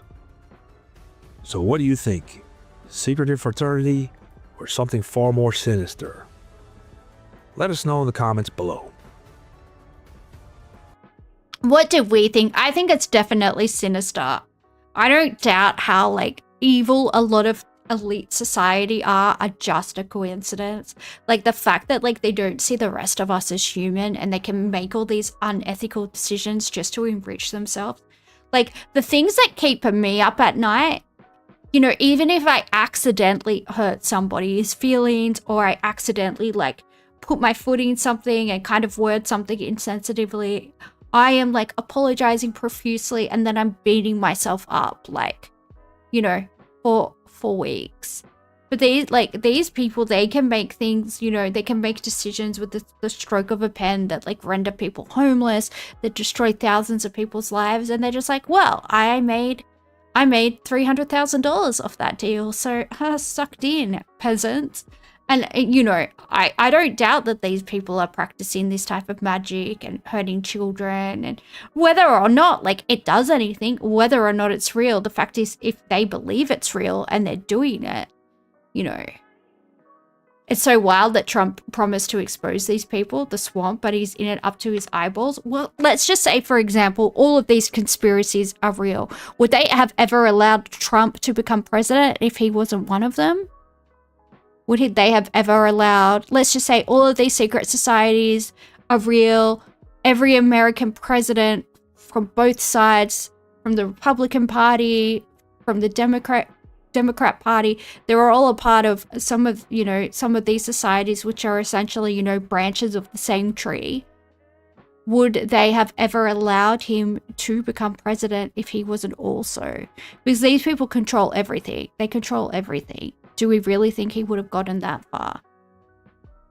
If they wanted to get rid of him, do we think that the shooters, you know, that attempted to get rid of him, do we really think they would have missed?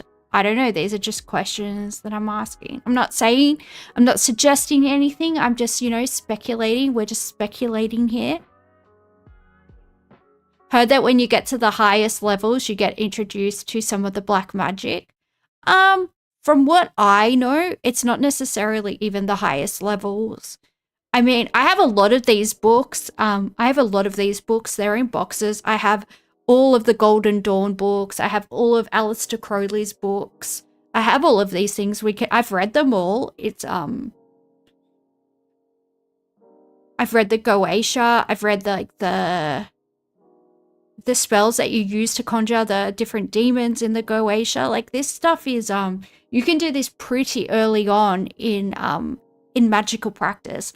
Like, invoke different demons. Like, say if you want to be rich, there's a demon in the Book of the Goetia called Bune, or it might be pronounced Bune. I don't know how you pronounce it, but it's like a Bune, and his sigil's in the book. So you just make his sigil, and you can, you know, get all the things together for your, you know, your pentacles to banish the demon in case he gets a little bit unruly, and you can do all this stuff, and you can summon the demons, and yada yada yada. And there are people that will risk their soul, you know, for a bit of cash. So it's and look, maybe you only get introduced to the real rituals that actually work once you're in the higher levels. But I do know that in the old country, before World War II, I do know that my grandmother's family, they weren't poor. My grandpa's family were very, very poor. They all got wiped out by the Nazis anyway when they invaded Czechoslovakia. But yeah, they and apparently the way that they got their monies were black magic. So, you know, being a Grand Master of the Freemasons, and apparently his dad was a Grand Master, and his dad was a Grand Master, and his dad was a Grand Master. So apparently, like, I do have like that sorceress blood in me. I just, yeah, it's I don't like it. It's gross. It's yucky. Imagine getting put on hold trying to summon a demon. Well, I mean, why not? If I was a demon, I would fuck with people. I mean, that's what they do, right? They do fuck with people.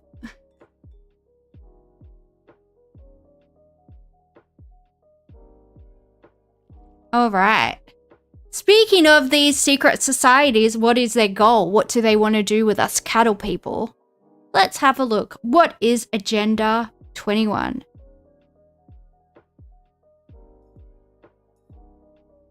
A UN white paper called Agenda 21. The UN Department of Economic and Social Affairs Division for Sustainable Development. Core publications, Agenda 21. Section 1, Social and Economic Dimensions. All right, let's have a look. What is Agenda 21?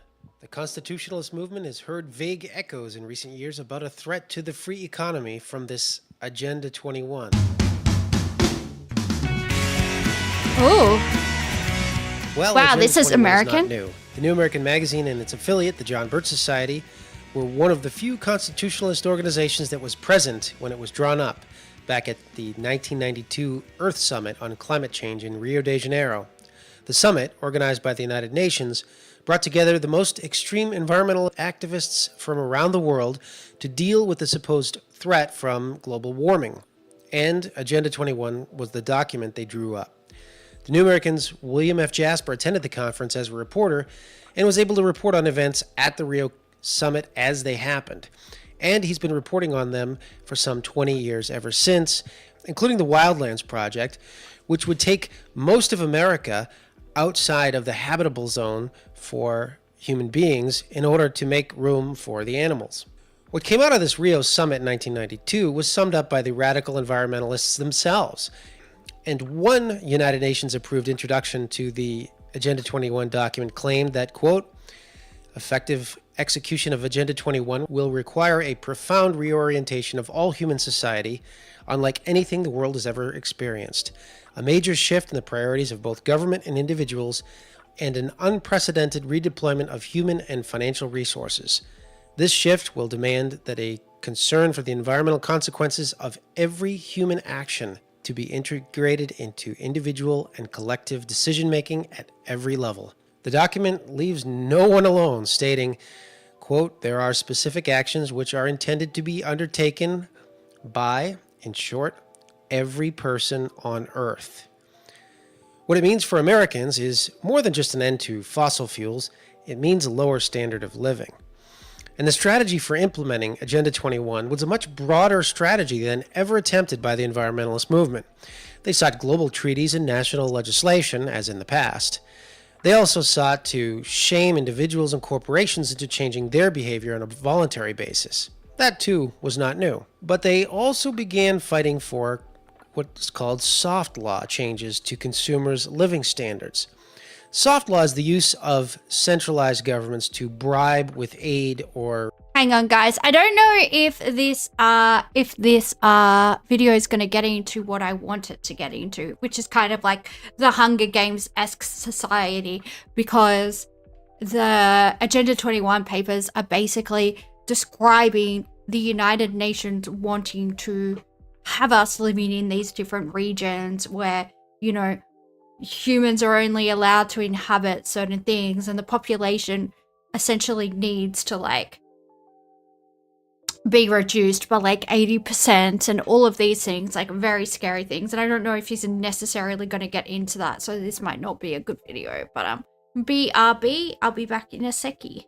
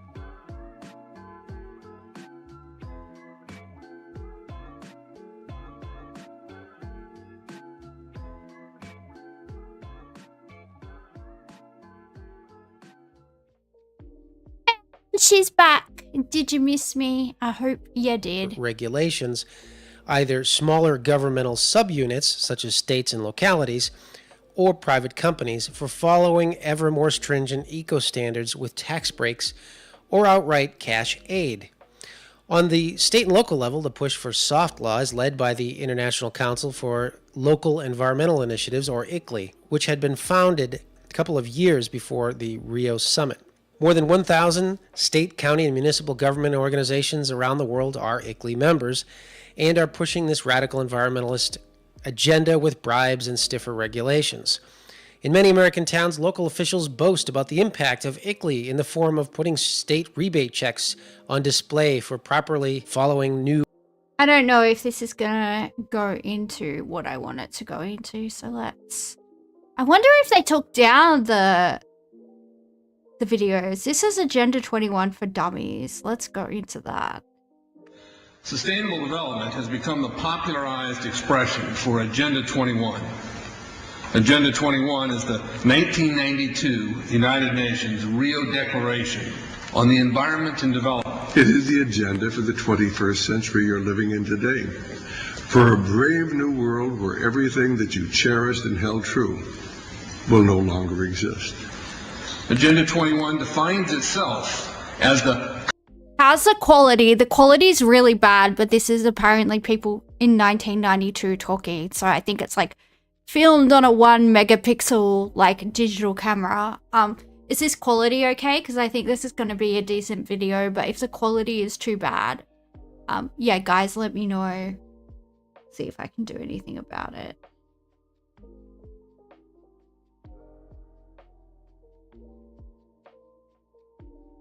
Comprehensive plan of action to be taken globally, nationally, and locally by organizations of the United Nations systems. It also elevates nature above man. And it contains something called the precautionary principle, where basically you're guilty until you're proven innocent. Sustainable development is the philosophy designed to bring human beings across the globe under the full control of a narrow human elite. It's a 40-chapter document to basically control the world. It's based entirely on socialist control mechanisms. Sustainable developers have designed a global movement coordinated through a global to local action plan to create world government in accordance with certain objectives. These objectives include an end to national sovereignty, the abolition of private property, the restructure of the family unit, and increasing limitations and restrictions on mobility and individual opportunity. So, did you guys hear that? No private ownership, so people can't own their own homes, their own properties. I mean, we're already seeing that, right? Agenda 21 is the plan for the 21st century, right? So we're already 25 years into the 21st century, right? Family unit, so parents don't necessarily have the rights to determine their, you know, their child's care. Obviously, parents make decisions for minors. That will be taken away. That will be given to the state. You won't own anything. There'll only be a few zones that humans are allowed to live in. You know, there's some videos saying that, like, you'll only get to eat meat once a year. You won't get to own your own private vehicle. You basically will be given, like, a few little things. Everything that you get given will get given to you by the state. This is, you know, like, eco-terrorism, basically, like using the environment as an excuse, using global warming as an excuse to take everything away from people. The main goal includes the listings of what's not sustainable. A couple of the examples include private property. 728 lists fossil fuels. Golf courses and ski lodges are not. Consumerism. Irrigation is not sustainable. Paved roads. Commercial agriculture. Herbicides, pesticides. Elsewhere, it lists farmlands. And by the way, the global elite will still get to have everything that they have, right? Like the people in the Bilderberg group and the people, you know, in the who go to Davos and all these people, they'll still get to have their private property. They'll still get to eat meat. It'll be like, people have likened it to the Hunger Games, right? Because there's different districts under Agenda 21, right? There's different districts. And you know how in the Hunger Games, it's like the capital where the elites live and they get to, you know, they get to have things. They get to have meat. They get to have nice clothes. They get to have fancy dinners. It's people have likened it to that, and people have said that the author of Hunger Games obviously read Agenda 21 and then based her, you know, dystopic sci-fi novel off it. But apparently it's I don't know. This is just, you know, this is just what I've heard. Pastures, grazing of livestock. And the family unit. The focus of sustainable development is the abolition of private property, societal undermining of the family, and abandonment of the constitutional protection of unalienable rights as described in the Declaration of Independence. You see, I sat on the Santa Cruz Agenda 21 committees. Now, this was a lot of crazy ideas. This was back in the mid-90s. Crazy ideas I heard. Mother Earth's surface wasn't to be scratched. Human beings were to be concentrated into human settlement zones. Educational systems were to focus on the environment as the central organizing principle. All aspects of life were covered. Well, I went to these committees at the request of some people who told me that I needed to understand what was going on, and I came back and I said, this is craziness. This is so silly. It has no chance of having any effect on our society. Well, I was wrong. The United States government's support for Sustainable Development, Agenda 21, is very clear. In 1992, while the Rio Conference was going on, George Bush, then president, was there, where he executed the Agenda 21 protocols on behalf of the United States and brought it back to Washington, D.C. Within a year, Bill Clinton, by executive order, no congressional review, established the President's Council for Sustainable Development. I get what you're saying, Hyperbovian, and I think that globalism is sort of dying, but I don't think it's for lack of trying to implement this. But what I will state is, in a lot of the Western world, there's, probably 3 generations now. There's probably the millennials, Generation Z, and Generation Alpha who may never own property, right?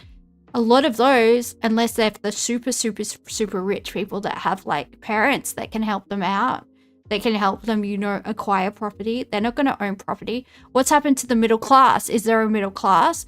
We're basically, getting to the point in our society where there's either super rich people and super poor people, that there's not, people that are just sort of comfortable, that sort of just have what they need and their needs are, materialistically being met.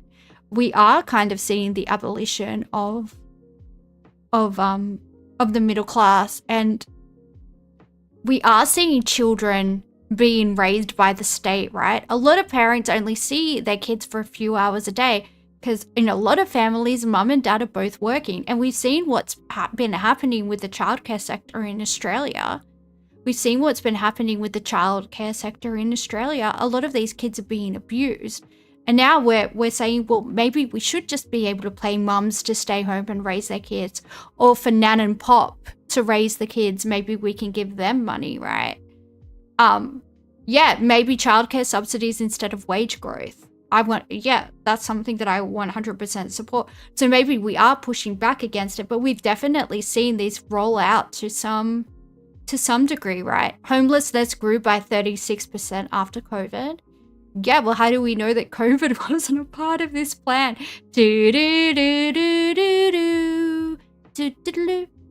need a soundboard. I need to have the X-Files theme on there. But yeah, I would say, if we're only 25 years in, if we're only a quarter of a way into the 21st century, it looks like we're making good time to have this implemented by the end of the 21st century.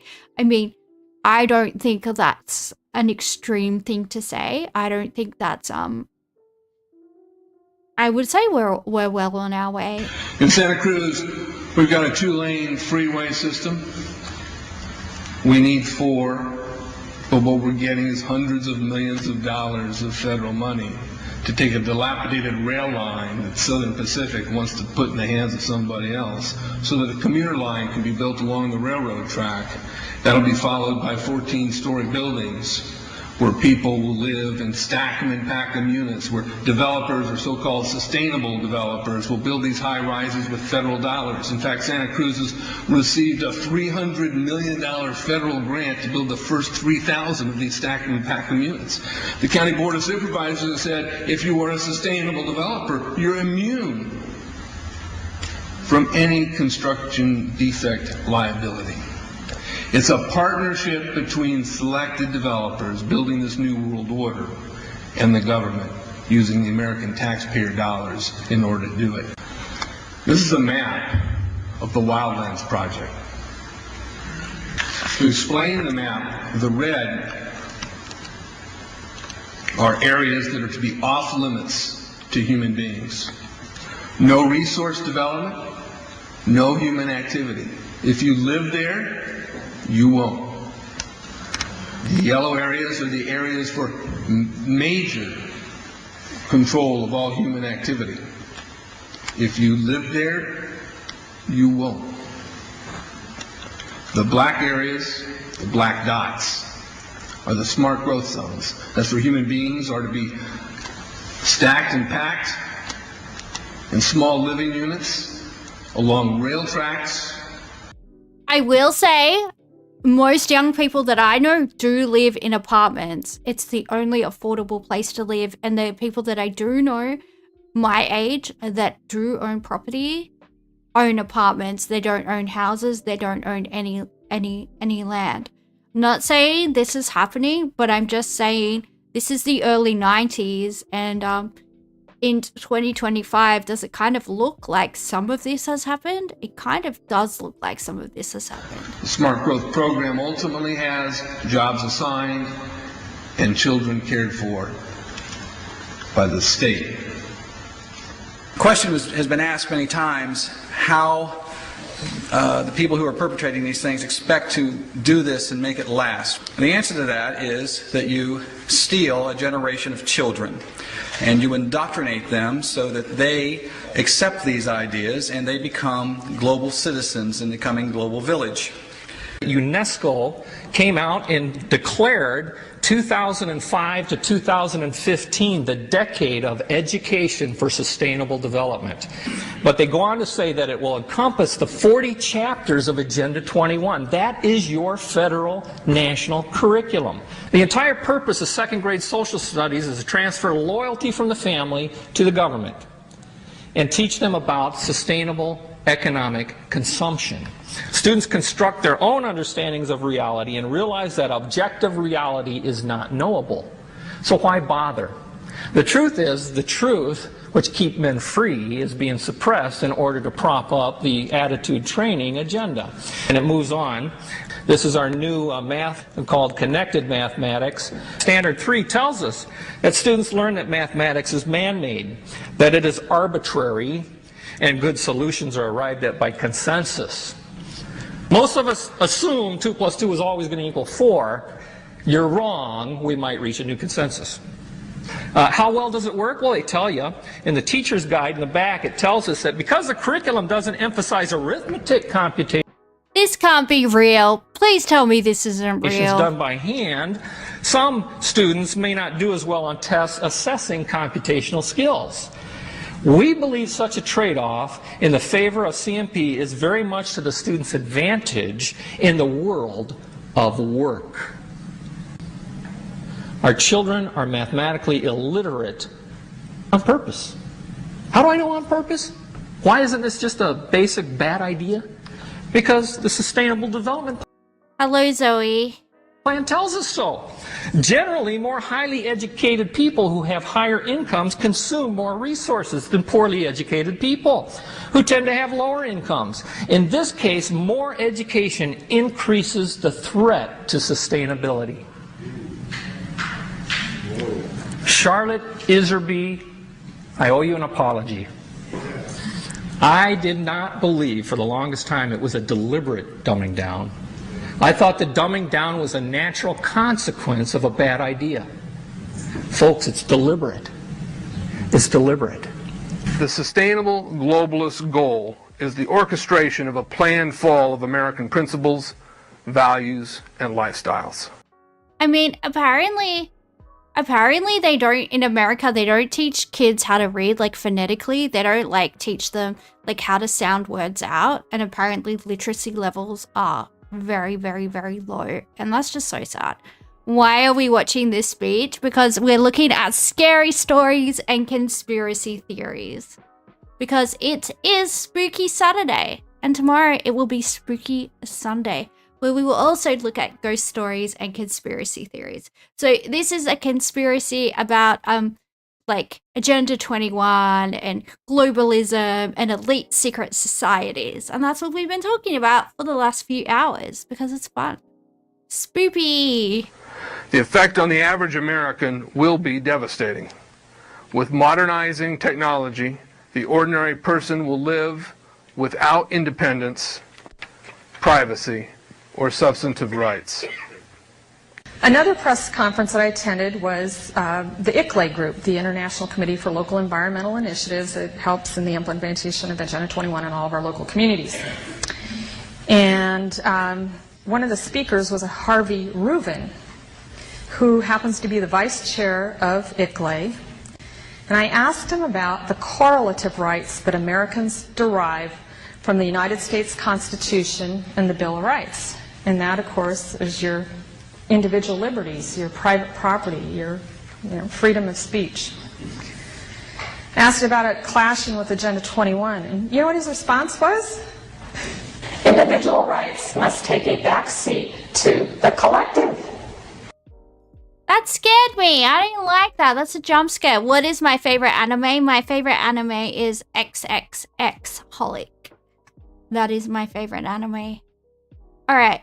This is about the Georgia Guidestones, which have since been destroyed, but it's basically this weird monument made out of these giant stone tablets with all this weird freaky stuff carved into them, like culling humanity, living in harmony with Earth, depopulating the Earth. It's like very freaky, but somebody got a bulldozer and knocked these all over a few years ago. But before they got knocked over, they were very ominous. It would have cost millions of dollars to build this thing. It's like solid marble.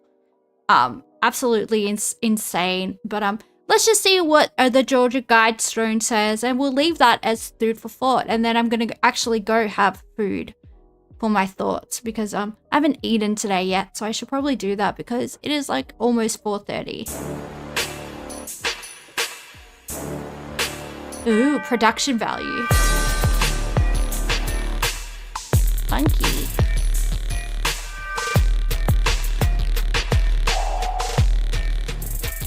Hey internet friends, if you are searching for concrete proof of a new world order orchestrated by those who live in the shadow, look no further than Elberton, Georgia, where you'll find the enigmatic and imposing Georgia Guidestones. Located about an hour outside of Atlanta, these Guidestones and their anonymous author have been the center of fierce debate and intrigue, with its 10 guidelines for humanity, ranging from population control to a one-world government, all inscribed into the pyramid blue granite in 4 ancient scripts along the capstone, as well as 8 modern languages etched into the granite slabs.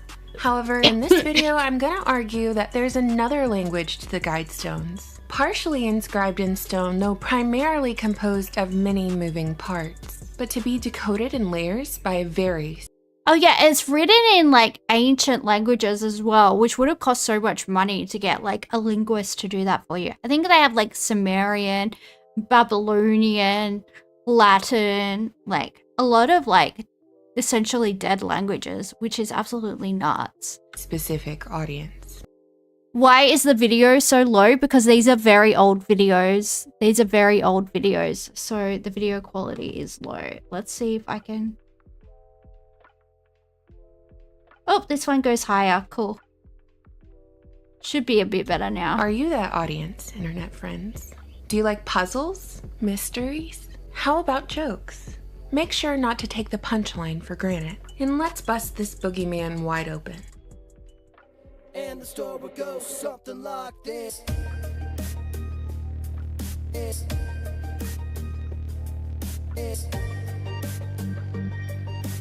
the story goes. A lot of this kind of conspiracy content, when like Alex Jones and David Icke got shafted from YouTube, a lot of this conspiracy type genre of YouTube video also got removed from YouTube. So a lot of the stuff we're going to be watching is quite old, unfortunately, and a lot of it is also archival footage, which obviously wouldn't have been filmed in HD, because we're talking about very, very, very low quality, very low pixel cameras. So it's going to be, you know, it's not going to be great, unfortunately. Something like this. The year was 1979. That was the year the world's first... like the Smashing Pumpkins song. First anthrax epidemic occurred in Russia. Saddam Hussein became president of Iraq. China instituted its one-child-per-family policy. And in the small town of Elberton, Georgia, a man who called himself R.C. Christian was about to put the granite capital of the world to work on their biggest project yet. Mr. Christian approached the president of Elberton Granite Finishing Company, Joe Finley, with a seemingly kooky idea for a monument, not to be in memory of a person or an event, but intended to be a guide for the future, with a Stonehenge-like configuration of 6 astronomically aligned slabs, and the identity of the author of these guides to remain a mystery forever. As the story goes, Finley was understandably hesitant. Some fella with an obvious pseudonym showed up in his office with a weird idea and claimed to be representing a group of like-minded individuals. Finley knew this project wouldn't be cheap, and so Mr. Christian was then introduced to Wyatt Martin, the president of Granite City Bank, an eventual financial intermediary for the Guidestones project. While Mr. Christian explained that he chose his pseudonym because of his Christian faith, a real name was required to begin financing the project. Yeah, I don't think Christians believe in mass murder to like propagate some weird idea, but okay, sure. Making Wyatt Martin the only man involved in the Guidestones to know the true identity of R.C. Christian. The highest point in Elberton County was selected for the monument, a 5-acre plot of farmland where, after being pulled out of the 6-mile-wide quarry and customized to Mr. Christian's exact specifications, the 6 massive pyramid blue granite slabs would eventually rest alongside the time capsule buried 6 feet underground. Charlie Clamp, one of the workers who helped etch Mr. Christian's 10 guides into America's Stonehenge, went on record saying that he heard strange music and disjointed voices as he carved the guides, an account that Clamp's son has been quick to dismiss, stating that those disjointed voices his father heard were frustrated workers, cursing as they chipped away at Elberton's biggest undertaking. Unveiled on March 22nd, As long as it wasn't demons. 1980, the Guidestones not only featured 10 guides of living in multiple languages, the majority of which were reportedly translated by the United Nations, but the monument itself served as a guide for multiple purposes, with features that allowed the stones to be utilized as both a clock and a calendar, as detailed on the explanatory tablet beside the stones, also including a description of the sponsors, a curious misspelling of the word pseudonym, and a bit of a twisted teaser indicating a time capsule buried on the plot of land, to be opened at a time that has yet to be specified. These Guidestones have been a point of outrage ever since their unveiling, due to their support of a one-world government, hinting at state-guided eugenics, and a global language like that which existed under King Nimrod during the construction of the Tower of Babel. In addition to their controversial message, rumors have swirled about the sponsors, though reportedly one of the terms upon the monument's completion was that the builders destroyed the letters and records of Mr. Christian, so that no trace of the sponsors may ever be known. The secrecy has only fueled curiosity and speculation, and over the decades, fingers have been pointed at individuals like media mogul, CNN founder, and one of North America's largest landowners, Ted Turner, as well as Scientology. That would make sense. He seems really evil. Founder L. Ron Hubbard as being responsible for the Guidestones. He is also very evil. However, as time went on, it appeared that the Guidestones were still very much a work in progress. In 1986, just 6 years after the Guidestones were erected, Common Sense Renewed, yet another nod to deist Thomas Paine, was published by Robert C. Christian and reportedly distributed to several thousand political officials and shapers of public opinion throughout the world. In this text, Mr. Christian addressed open-minded citizens with a series of essays about looking to common sense to find pathways to peace, claiming that the Guidestones were erected to convey certain ideas across time to others. His main focus in Common Sense Renewed was the need to control human reproduction, as he stated that reproduction should no longer be an exclusively personal matter between two individuals due to the world's alleged overpopulation problem. Mr. Christian advocated eugenics and paraded abortion as a lesser evil option amongst other evils, like unfit parents bringing a child into the world.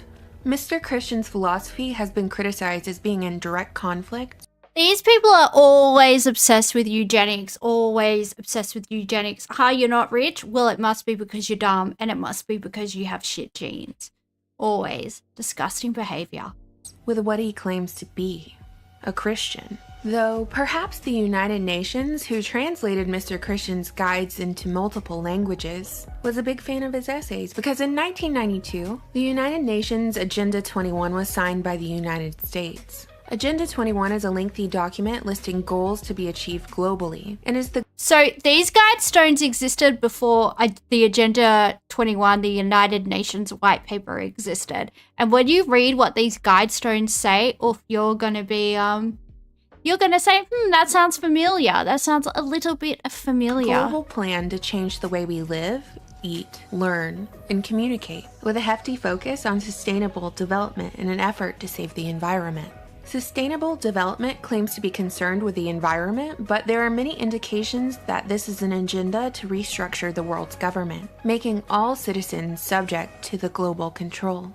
More clues that the sponsors haven't abandoned the monument appeared in 2014, when an engraved cube was added to the guide stones. But not too long after it was added, it was destroyed by the groundskeeper, with pieces of the cube given to filming bystanders.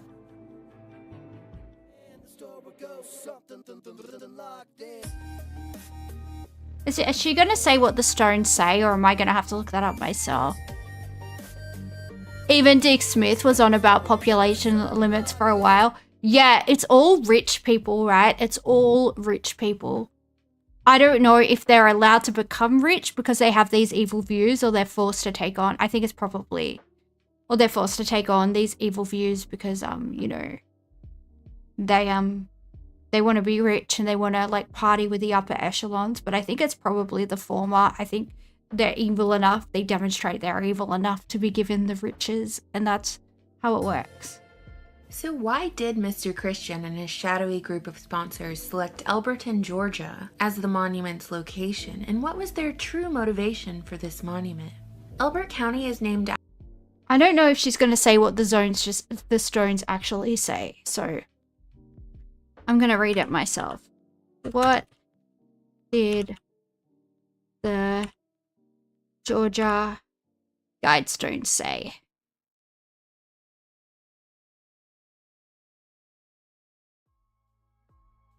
Okay, this is what the English portion of the Georgia Guidestone said. I'm just going to read it to you because I don't think this lady is going to. And yeah, a lot of the good videos about this, like I said, have been taken down because, I don't know, YouTube has a hate boner for conspiracy theories, but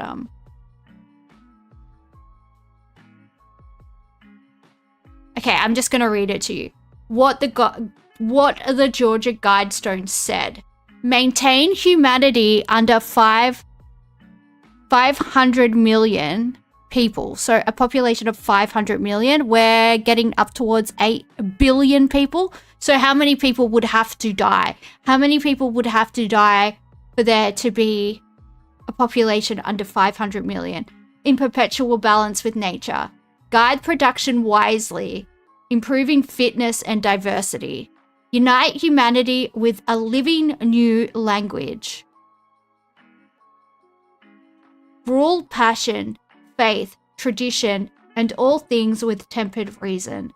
So they want to get rid of religion because I guess you can't worship the state if you worship God.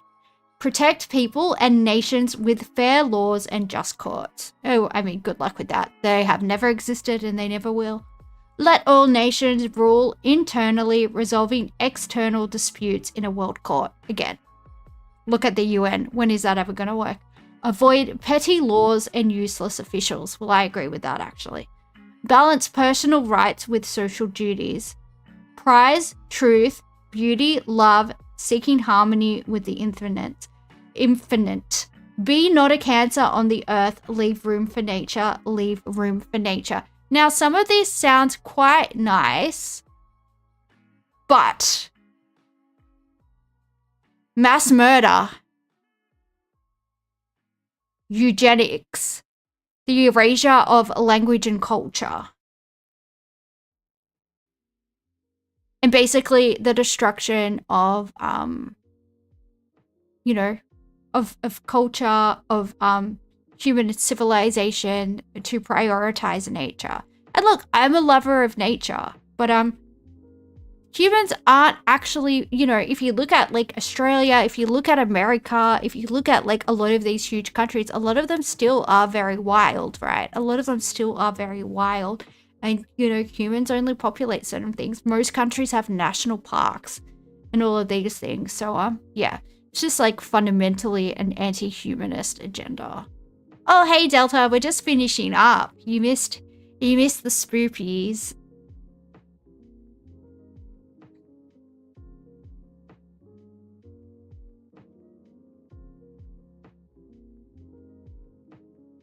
Yeah, so that's the Georgia Guidestones and what they said. We were just looking at the Georgia Guidestones and what they said, and we looked at Agenda 21, and we looked at Skull and Bones, the secret society at Yale that a lot of the CIA directors and US presidents have been members of. We talked a little bit about the Freemasons. We also watched like a thing about haunted national parks in New South Wales. You know, we've done it. We've done a bit, Delta. We've done a bit. We've gone over a few things today. We got kind of Alex Jones and David Icke with it a little bit. But I haven't eaten, so I'm gonna go do that. And tonight I'll do my normal stream. So I'll see you guys then. I need some tea. My throat hurts. And yeah, I'll see you guys. Tonight. All right. Bye. See you next time. Bye. Boop.